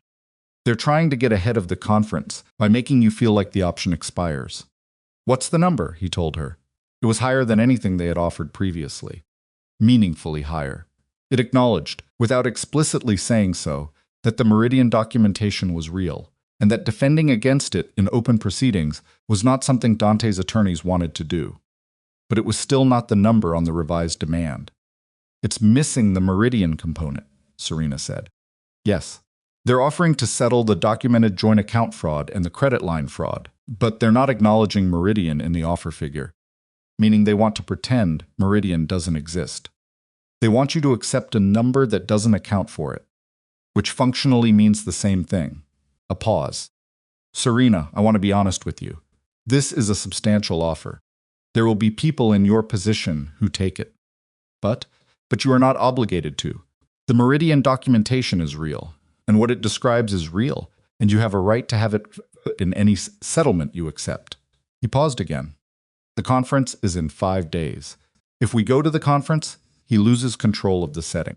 Whatever happens in that room becomes part of a legal record. That changes the nature of the risk for him. He's hoping I take the money and go away quietly. Yes, like he planned. Yes, she looked at the window of the guest room. The morning light was thin and pale and very clear. Tell Carver we'll see them at the conference, she said. The 5 days moved the way time moves when you are waiting for something that cannot be accelerated simultaneously too slowly and too fast, each hour arriving and passing with the particular texture of time that is being used but not wasted. She worked. She worked on the new hospitality prospect Vivian had identified, developing a preliminary brand direction that she wanted to have ready for the pitch. She worked on her own accounts, the ones that were now entirely separate from anything connected to Dante's name or money. She kept her schedule, kept her hours, kept the rhythms she had been building, because the rhythms were the thing. They were the evidence that the life she was constructing was real and functional and did not depend on any outcome in any legal office. She went to the gym 3 mornings because she had started going with Lucia 2 weeks ago and had discovered that an hour of physical effort was the most effective way to clear the particular kind of noise that lived in her head and didn't respond well to reasoning. She met with Victor twice more before the conference. They went through the documents again. She knew them well by now, every transfer amount, every date, the LLC formation timeline, the credit line document with the signature that wasn't hers. She knew the case the way you know something you have spent months building with your hands, intimately and without distance. The night before the conference, she did not go to bed early. She stayed up until midnight at the kitchen table with a glass of water and the legal pad she'd started using the first night at Lucia's house, and she wrote not case notes, not strategy, but something closer to an accounting of the past 6 weeks. What she'd found, what she'd built, what she understood now that she hadn't understood before. She wrote for an hour, and then she put the pad away and she went to bed. She slept. The settlement conference took place on a Wednesday morning at 8:30 in the offices of a private mediation firm on the 38th floor of a building on South Dearborn that smelled like carpet cleaner and recirculated air, and the specific institutional neutrality of rooms designed to contain difficult things. Serena arrived at 8:15 with Victor and Diane. She was wearing a charcoal blazer and dark trousers and flat shoes, practical and deliberate, the clothes of someone who has nothing to perform and knows it. Her hair was pulled back. She wore no jewelry except the small gold earrings that had been her mother's and that she wore when she needed to feel grounded. The conference room was long and pale and had a table with 10 chairs and a window at the far end showing a patch of November sky. Victor set his documents on the table with the precise economy of a man who has done this many times and knows exactly how much space he needs. Dante's team arrived at 8:28. Carver came first. Mid-50s, expensive suit, the particular groomed control of a man who has mastered the management of other people's messes. 2 associates behind him, each carrying documents. Then a pause at the door, then Dante, he walked in last. Serena had not seen him since the Sunday morning outside Lucia's building, when he had stood across the street with his hands in his coat pockets and just looked. She had spent 5 days telling herself that this moment would be manageable, that she had been preparing for it, that she was not the same woman who sat in that restaurant 6 weeks ago not knowing what her husband was doing. She was not the same woman. She knew that. But she was also a person who had loved this man for 5 years. And he walked into the room looking like someone who had not slept in days, and some involuntary, deeply unhelpful part of her noticed that. She looked at the table. He sat across from her. She did not look up until Victor said her name quietly, which was the signal they had agreed on. She looked up. Dante was looking at her. He looked not destroyed, not the collapsed version of himself she might have expected. He looked tired and controlled, and like a man holding himself very still, because the alternative was visible in the line of his jaw and the set of his shoulders and the way he had his hands flat on the table, fingers down, like he was pressing himself into the surface to stay level. The mediator, a woman named Hollis, who had the carefully neutral energy of someone who had sat in the center of a great deal of human damage and not taken sides in any of it, opened by outlining the process and the ground rules. Both parties had been through this before in pre-conference briefings. The opening statements would be 10 minutes each, then documents. Carver spoke first for Dante's side. He was polished. He acknowledged, selectively, some of the financial irregularities, characterized them as the result of financial mismanagement during a difficult period in the marriage rather than deliberate fraud, and proposed a settlement framework that was essentially the best and final number they'd already offered, with a few additional concessions on property division. He did not mention Meridian. Serena watched Dante's face while Carver spoke. Dante looked at the table, occasionally at Carver. Once briefly at her, and she held his gaze for exactly 3 seconds and then looked back at the window, because she had nothing to communicate to him through eye contact and she was not going to let the habit of reading him pull her off course. Then Victor spoke. He was not theatrical. That was one of the things she had come to trust about him. He did not perform. He did not escalate. He did not give the impression of trying to dominate a room. He simply put information in front of people in the order that would make its meaning most clear. He started with the joint account transfers, the 34 months, the 84,000, the systematic pattern. Carver interjected. These figures have been disputed. The bank records are not disputed, Victor said without raising his voice. They are documents from the financial institutions themselves. The amounts and dates are not in question. What has been disputed is the characterization. We're not asking you to accept a characterization. We're asking you to look at the records. Hollis noted the objection and told Victor to continue. He continued. The credit line, the forged signature. The handwriting analyst's report, which he passed across the table with the 14-page findings and the certainty rating at the top of the summary page. Carver took it. His face did not move. He passed it to one of his associates without reading it. Dante's hands on the table pressed harder for a moment. The knuckles shifted. Victor moved to Bianca's account. He was careful here. He had told Serena he would be careful here, not because the evidence wasn't solid, but because the way you present evidence about a third party who is cooperating affects whether that cooperation continues. He laid out the pattern without making Bianca the subject of it. The inflows, the outflows, the timing, the regularity. The pass-through pattern, Victor said, is consistent across 36 months of records and represents a deliberate mechanism for moving money from marital accounts through a third-party account to a secondary destination. Alleged mechanism, Carver said. The bank records don't allege. They record. Hollis made a note. Then Victor put the Meridian Consultation Group documents on the table. He set them down without announcement, without framing. He simply placed them in front of Hollis and pushed copies across to Carver's side. Dante looked at the pages. It was the first time his expression visibly changed.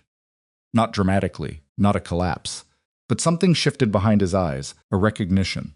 The specific look of a man who has been managing a secret for a long time and has just watched the last door between the secret and the room close quietly. Carver picked up the documents. He scanned the first page. He put it down and picked up the second page and the third. Then he turned to Dante and said, in a voice low enough that it wasn't intended for the room, I need a few minutes. We continue, Dante said. Dante, we continue. His voice was flat and very controlled, the voice of a man who has built his whole life on never letting people see him lose his footing. Carver set the documents down. Victor continued. He walked through the LLC formation date. 4 years ago, 1 year before the transfers began. The registered agent, the Delaware filing, the loop address that traced to a mail forwarding service. The accumulated inflows from Bianca's account, $212,000 over 36 months. The full balance of the Meridian account, Victor said, has not yet been compelled through discovery, as the entity is a non-party to these proceedings.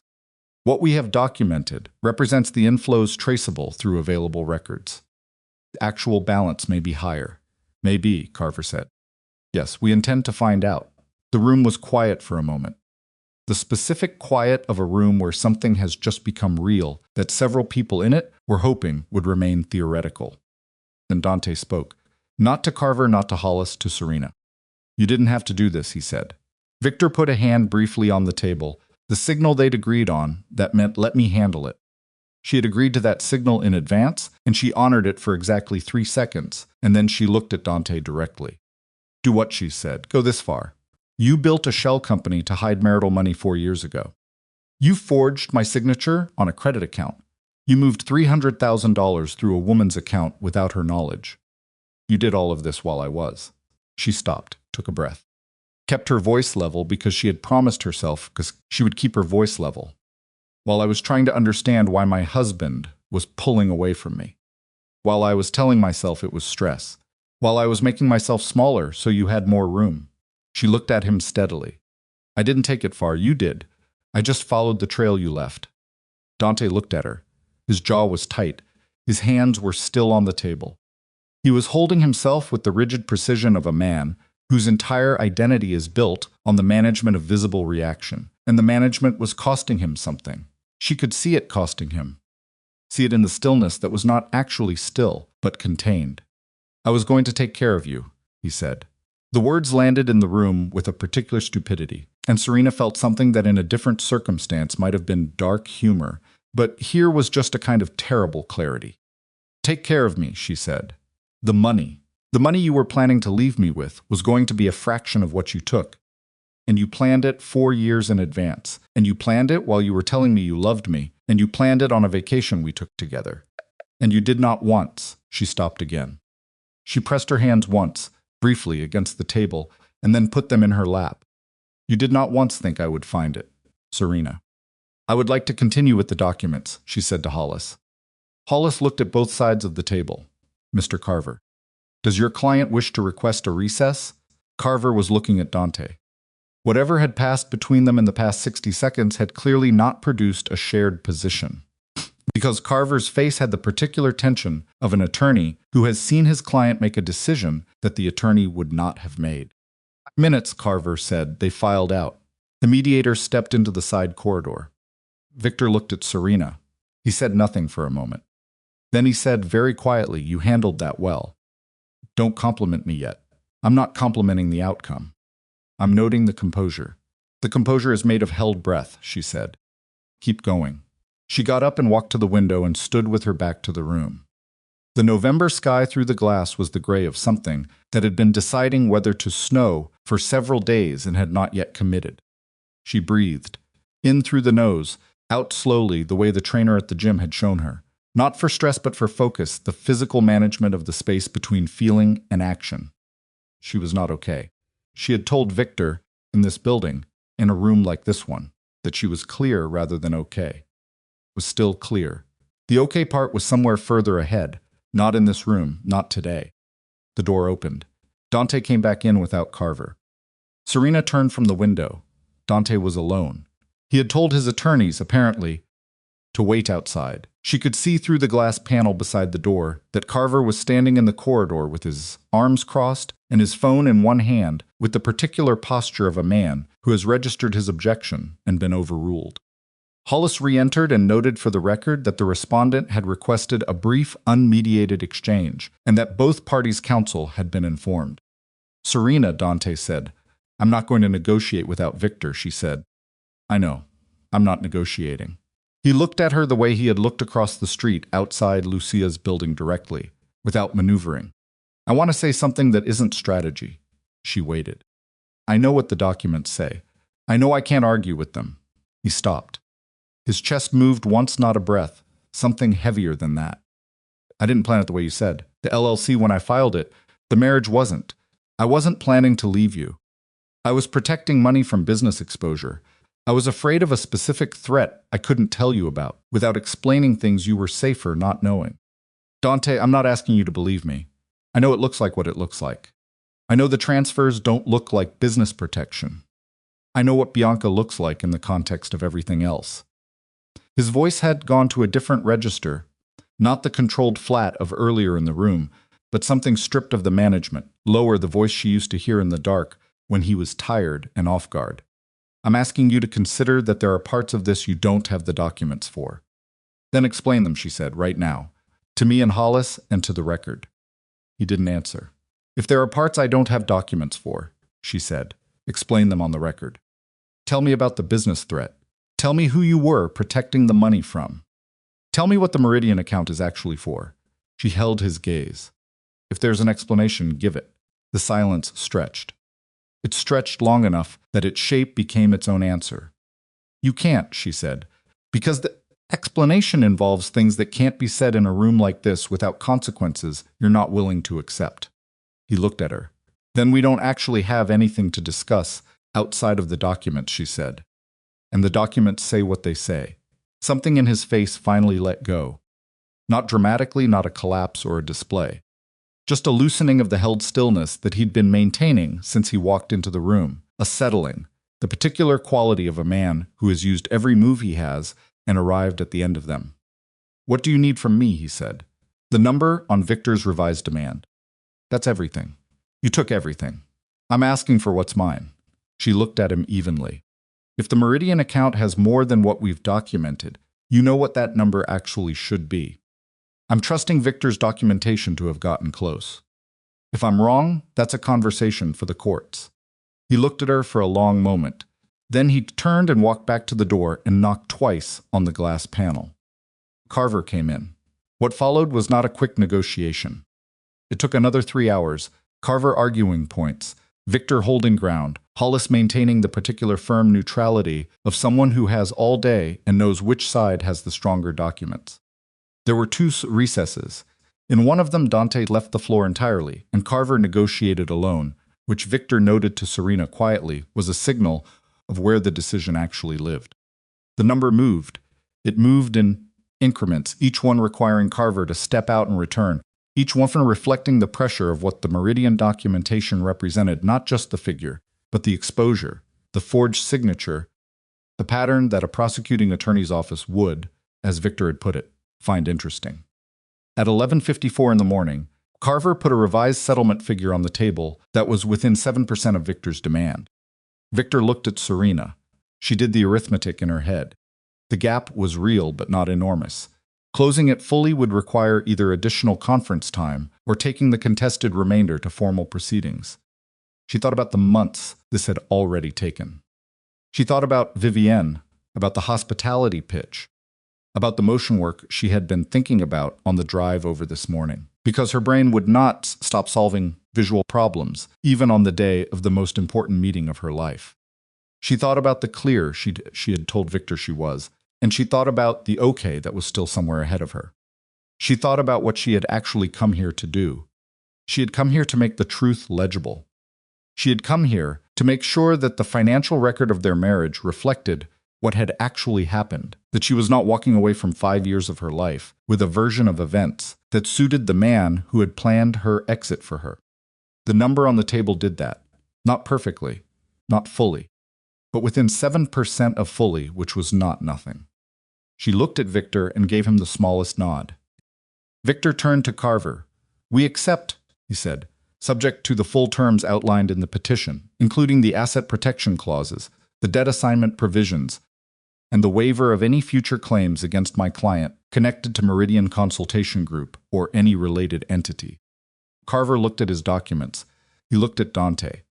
Dante, who had come back into the room at some point in the last hour, and who was sitting again across the table with his hands still in front of him, gave one short nod. "Agreed," Carver said. Hollis began writing. The room did not feel triumphant. It did not feel like anything Serena had anticipated when she had imagined this moment in the abstract. It felt like the sound a door makes when it finally closes all the way, not loud, not violent, just the soft mechanical completion of a thing that has been standing open long enough. Victor was reviewing the mediator's summary when Dante stood up. He did not look at Carver. He did not look at Hollis or Diane or the associates still packing documents. He looked at Serena. She looked back at him because she had stopped looking away from things that were hard to look at, and she was not going to start again now. "I'm sorry," he said. It was a simple sentence. 2 words stripped of the apparatus of justification and self-protection that everything else he had said in this room had carried. It landed differently for being simple. She held his gaze. "I know," she said. It was not forgiveness. It was not absolution. It was the acknowledgement that she heard him, and that it was too late for it to change anything, and that she was not going to pretend otherwise. He picked up his jacket from the back of his chair. He walked to the door. He stopped with his hand on the frame, and she thought for a moment he was going to turn back, was going to say something else, was going to make one more attempt at the conversation that couldn't be finished. He didn't. He walked through the door. Carver followed. The door closed. Serena sat in the conference room on the 38th floor with the November sky flat and gray outside the window, and Victor was talking to her about next steps, about the finalization timeline, about what to expect in the coming weeks before the divorce became official, and she listened, and she nodded, and she gave the right responses. And underneath that, in the part of herself that was not managing the room, she felt not relief, not yet, not exactly, but something that was beginning to be relief, like the first breath after a very long time of holding. The settlement was signed 3 days later. She signed it at Victor's office on the 42nd floor with the river visible below the window, and she signed it with her own hand, her own signature, the one that was actually hers, and when she set the pen down, the room did not change, and the sky outside did not change. And Victor shook her hand in his formal, genuine way, and Diane brought water. And Serena sat with the signed document in front of her, and she thought, this is what the end of something looks like. Not a crash, not a fire, just a signature, just a pen set down, just a room slowly resuming its ordinary temperature. And somewhere in the city, in the offices of the offices, the man who had spent 4 years quietly building an exit from a marriage she had believed in, the same papers were being reviewed by his attorney, and the man who had once controlled an empire from the corner booth at a restaurant with an unmarked door was beginning to understand the specific cost of underestimating the woman who had sat across from him every night for 5 years. The cost was considerable, and Serena Valenti, not Moretti. Valenti, her name, her own name, was already thinking about what she was going to build next. The divorce became final on a Thursday. There was no ceremony to it. No moment of official declaration in a courtroom. No gavel, no audience. Victor called her at 10:41 in the morning and said the judge had signed the order and that the decree would be available for pickup at his office that afternoon. And she said, "Thank you." And he said, "You're welcome." And the call lasted less than 2 minutes. And when it ended, she was sitting at her desk at the Cross Valenti office with a half-eaten piece of toast beside her laptop and a brand direction deck open on her screen. And the world outside the window looked exactly the same as it had looked 60 seconds earlier. She sat with that for a moment. Then she picked up the toast and finished it, because she had started it and she was going to finish it. And she went back to the brand direction deck, and she worked until noon. At noon, she called Lucia. "It's done," she said. A short silence. The kind of silence that is not empty but full of the past 8 months. Full of the kitchen table and the legal pad and the drive north along the lake and the conference room on the 38th floor and everything that had been required to arrive at this 11-word phone call. "Come for dinner," Lucia said. "Tonight. It doesn't have to be a thing." "It's not a thing. It's dinner. Come," she went. Lucia made pasta, the kind that took 2 hours, and involved a specific pot she had owned for 15 years, the kind of meal that said, without saying it, that the person it was made for was worth the 2 hours. Serena sat at the kitchen counter and watched her sister cook and drank a glass of red wine that was better than anything she could currently afford on her own. And she talked about the hospitality pitch that Vivian was running the following week and the motion work she had started sketching concepts for. And Lucia listened and asked real questions, the kind that meant she was actually interested, and not just creating the conditions for her sister to feel heard. They did not talk about Dante for the first hour. Then Lucia poured herself a second glass and sat down across from Serena at the counter and said, "How are you?" Actually. Serena thought about it honestly, the way she had gotten better at doing over the past 8 months, not the managed version, not the clear over okay version, but the actual internal reading. "Strange," she said. "Not bad. Just strange." She turned the wineglass in her hands. "I thought I would feel more. When Victor called, I thought it would feel bigger. What does it feel like?" "Like something that was already over became official." She paused. "Like the marriage ended the night at the restaurant, and everything since then was paperwork. So the paperwork being done is, I don't know. It's real, but it's not new." Lucia nodded slowly. The grief already happened. "I think so, in pieces. I don't think I'm going to wake up tomorrow and be hit by it." "You might?" "I might," Serena agreed. "I'm not ruling it out." They ate dinner at the table where 8 months ago, Serena had shown Lucia the airdropped thread from Dante's phone, the messages and the hotel confirmations and the credit account she didn't recognize. And they ate well, and they talked about Vivian and about Lucia's work and about a book Lucia had been reading that she thought Serena would like. And it was an ordinary dinner between two sisters. And the ordinary nature of it was its own form of evidence that something had been survived. After dinner, Serena helped clear the plates and stood at the sink rinsing them, while Lucia wrapped what was left. And she thought about the first night in this kitchen, the legal pad and the column of numbers growing, and the cold, angry clarity she had run on for months. And she thought about how far that night was from this one, not in calendar distance, but in what she understood now that she hadn't then. She had thought that first night that what she was building was a case. It was a case, but it was also, she understood this now, with the dinner done and the wine settled, and the decree waiting at Victor's office, it was also a life. The case and the life had been running in parallel, and she had been so focused on the case that she had not always noticed the life taking shape beside it. The office, the clients, Vivienne. The motion concepts she was sketching in the margins of her notebooks. The room at Lucia's that had become hers. The gym, the trainer, the specific muscle memory of showing up somewhere at a specific time because she had chosen to, and not because someone else's schedule required it. She had been building something the entire time she thought she was only fighting. "I'm going to find an apartment," she said. Lucia looked up from the counter. "When? I want to be in a place of my own by the new year. You can stay here as long as I know. That's not why." She turned off the tap and dried her hands. "I need my own space. Not because this isn't home. Because I need to know what home feels like when it's entirely mine." Lucia looked at her for a moment with the expression of a woman who understood exactly what her sister still was saying and was not going to argue with it. "I'll help you look," she said. "I know you will." She found the apartment in the second week of December. It was on the third floor of a building in Wicker Park, 2 bedrooms, because she wanted a room for her work separate from her sleeping, with windows on the north and east sides that let in the kind of light she had not realized she had been missing until she stood in that empty apartment on a Tuesday afternoon. And the December light came through the east windows and landed on the hardwood floor in long pale rectangles, and she thought, yes. The rent was manageable. The settlement had given her a foundation not lavish, not the kind of money that erased practical consideration, but enough to begin from without the particular desperation of starting from nothing. She had been careful with it. Victor had helped her structure it so that it was protected and accessible and not entangled with anything connected to Dante's world. She signed the lease on a Thursday. She moved in the following Saturday with Lucia's help, and 2 men Lucia knew who had a truck and charged a reasonable rate and did not ask questions, which were the 3 qualities she required. By 8 o'clock that evening, the furniture was in the pieces she had selected herself.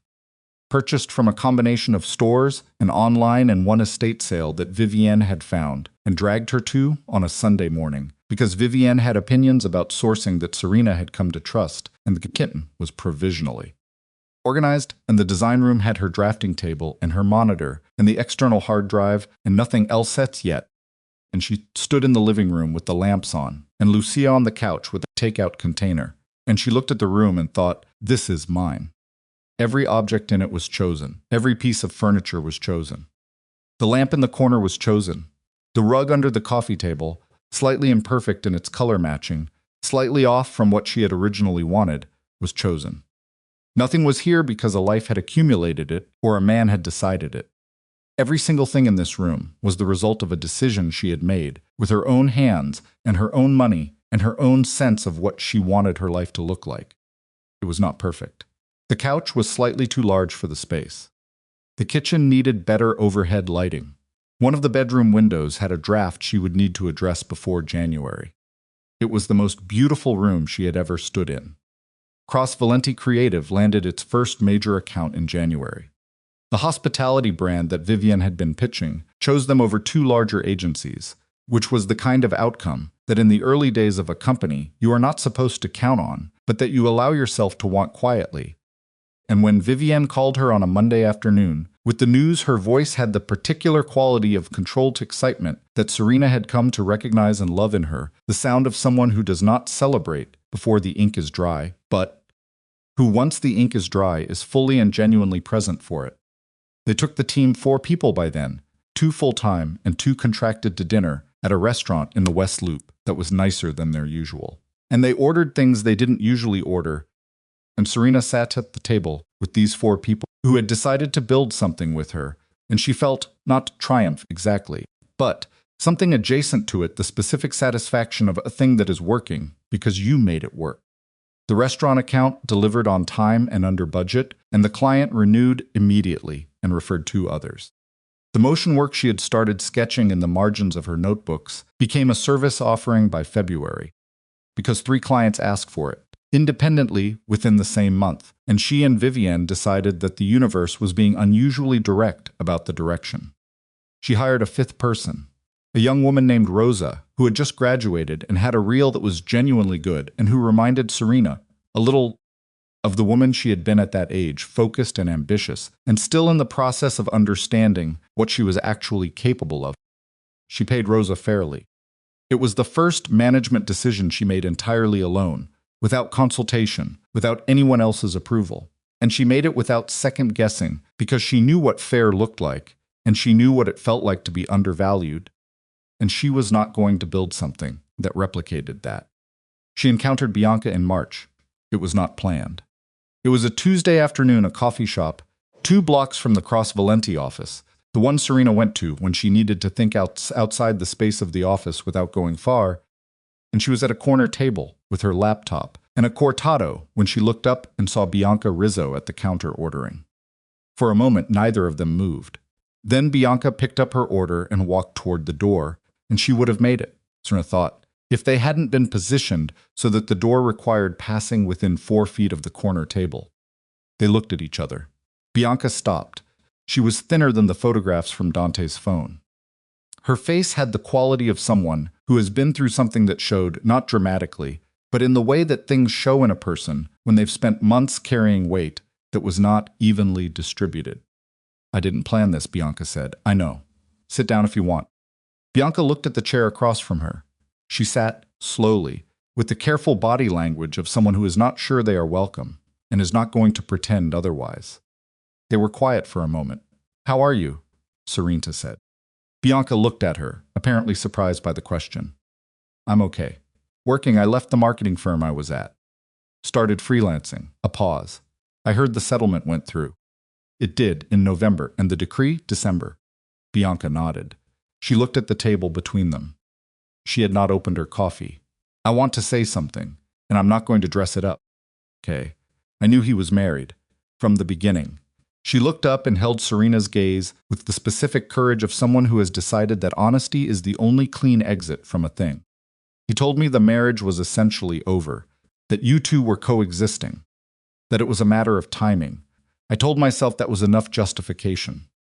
It wasn't. She stopped. I'm not looking for forgiveness.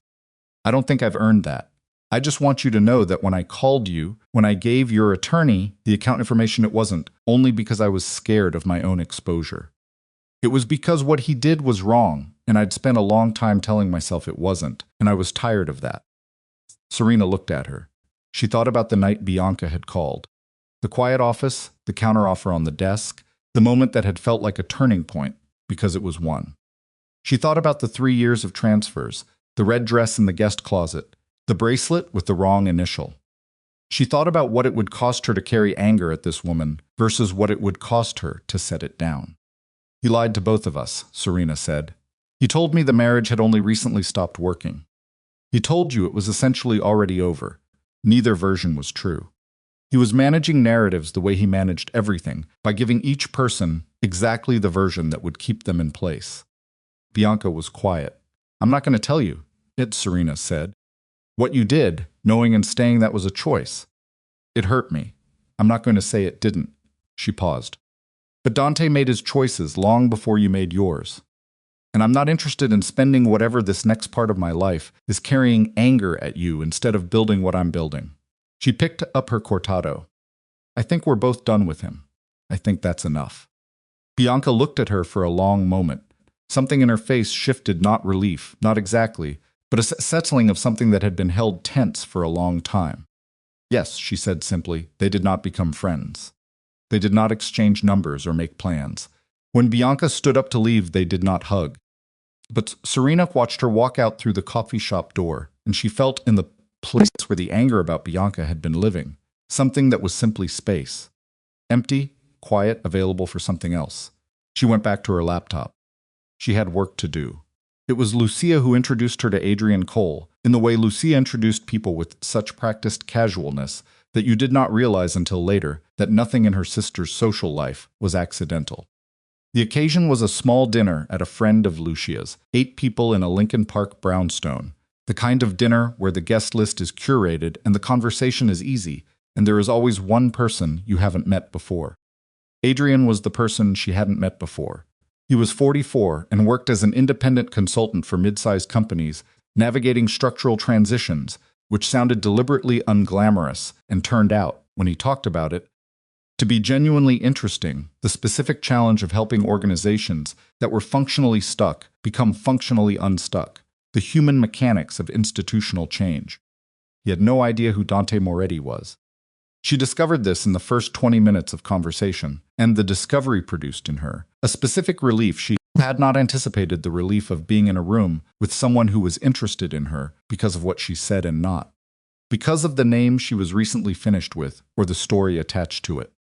They talked for most of the dinner. He asked about Cross Valenti with the questions of someone genuinely curious about how something was built, not the polite, interested questions of social performance, but the real questions, the follow-up questions, the ones that required her to think rather than to recite. She asked about his work, and he was direct about both what he liked and what was genuinely difficult about it, which she found immediately trustworthy because she had spent enough time around men who only talked about what they were good at. At the end of the evening, on the sidewalk outside the brownstone, he asked if she wanted to have coffee that week. She said yes. She did not overthink it. She had made enough decisions over the past year by thinking carefully and methodically that she recognized in this moment one that did not require that. This one was simple. She wanted to have coffee with this person. That was the whole calculation. He texted the next morning to confirm. She replied. They met on a Wednesday at a coffee shop that was neither of their usual coffee shops, chosen on neutral ground, which she thought later was the right instinct for two adults who understand that things should be built from equal standing. They talked for 2 hours. She drove home thinking about two things simultaneously: the concept she was developing for the motion piece for the hospitality client, and something Adrian's had said about the difference between organizations that change because they have to and organizations that change because they've decided to, which was a distinction she understood in her bones, without having had the language for it until he said it. Spring arrived in the way Chicago spring arrives reluctantly, in fits, with cold returns that made you mistrust the warm days until they accumulated enough that mistrust became untenable. Cross Valenti passed its 1-year mark in March. Not with a party. Vivienne had suggested a party, and Serena had suggested a dinner, and they had compromised on a dinner that was slightly too large to be entirely intimate, held at the restaurant group client's flagship location, because the client had offered as both celebration and advertisement.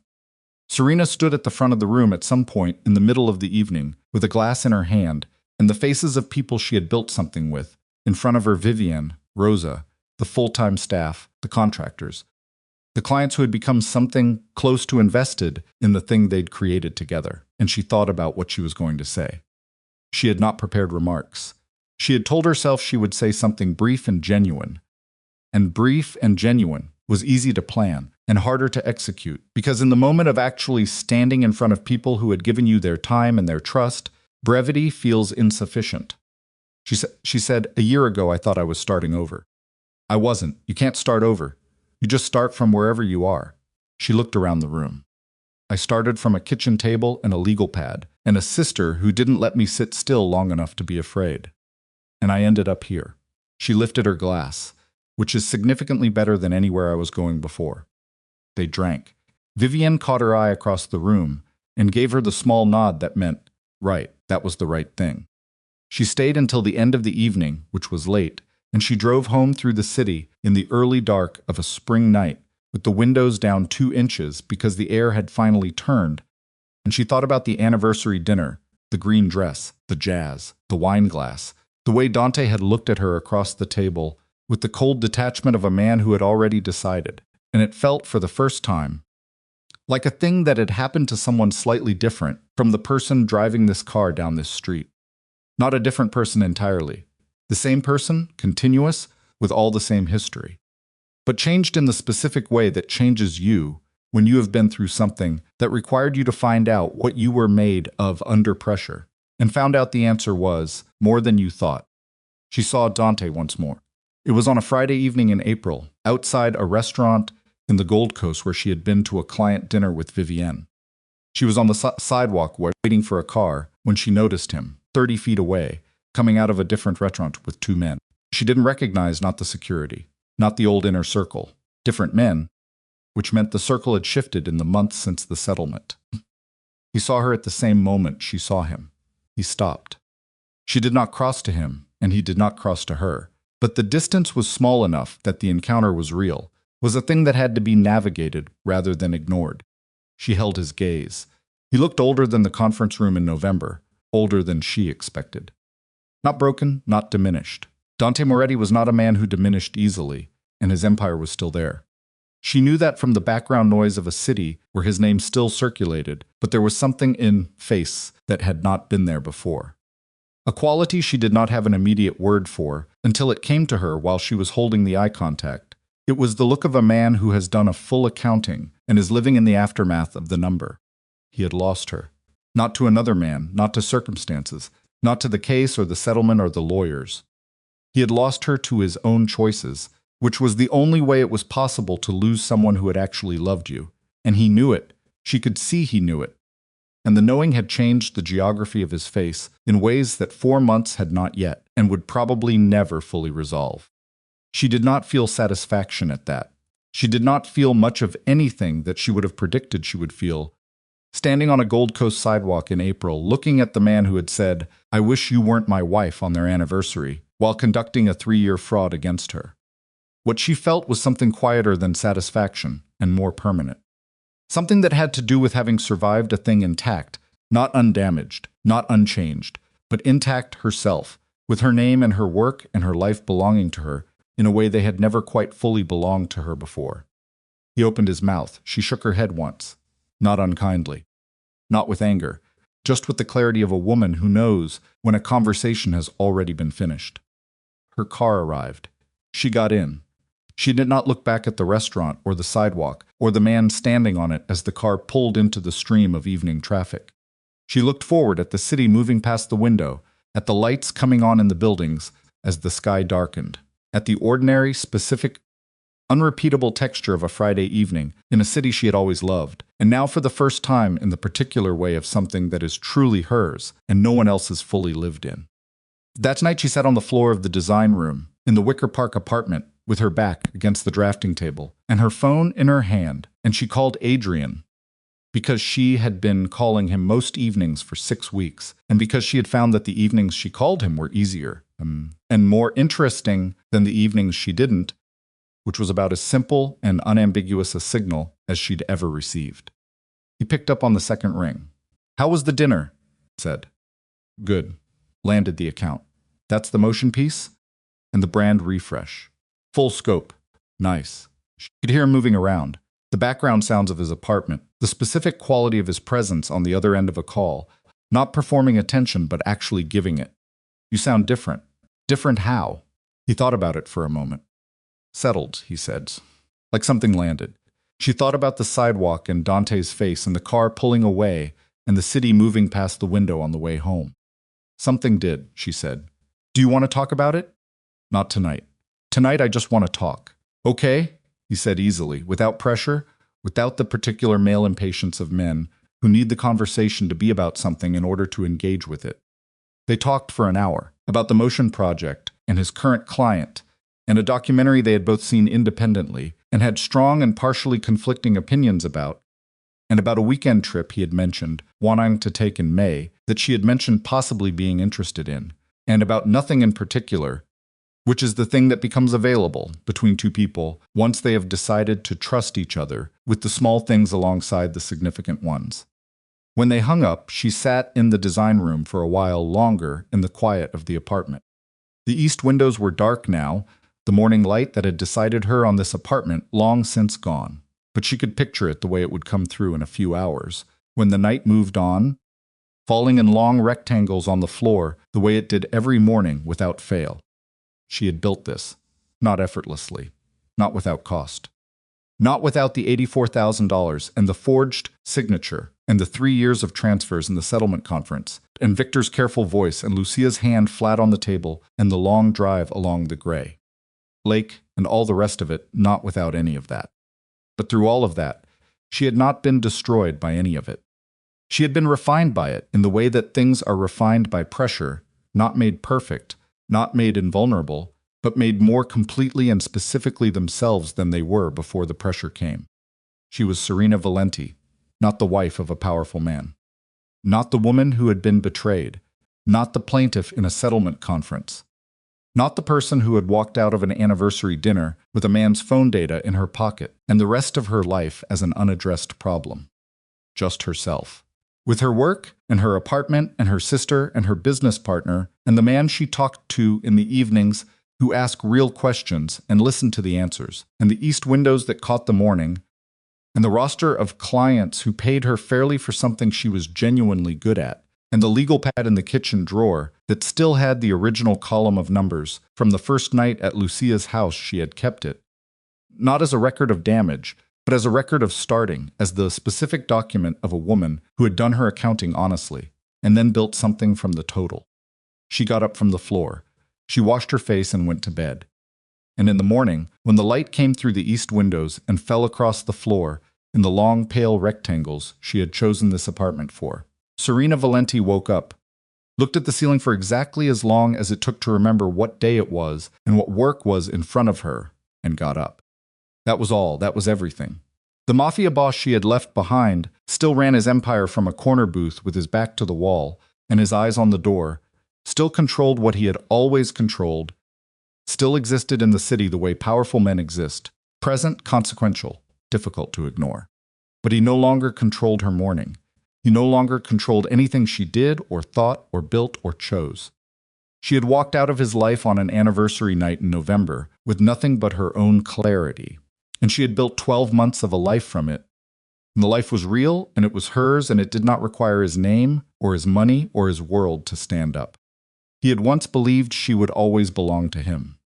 He had been wrong about that, as it turned out, in the same way that men who confuse loyalty with ownership are always wrong slowly, at first invisibly, and then all at once, when the person they underestimated finally decides to stop making the correction easy for them. Serena made coffee. She opened her laptop. She worked.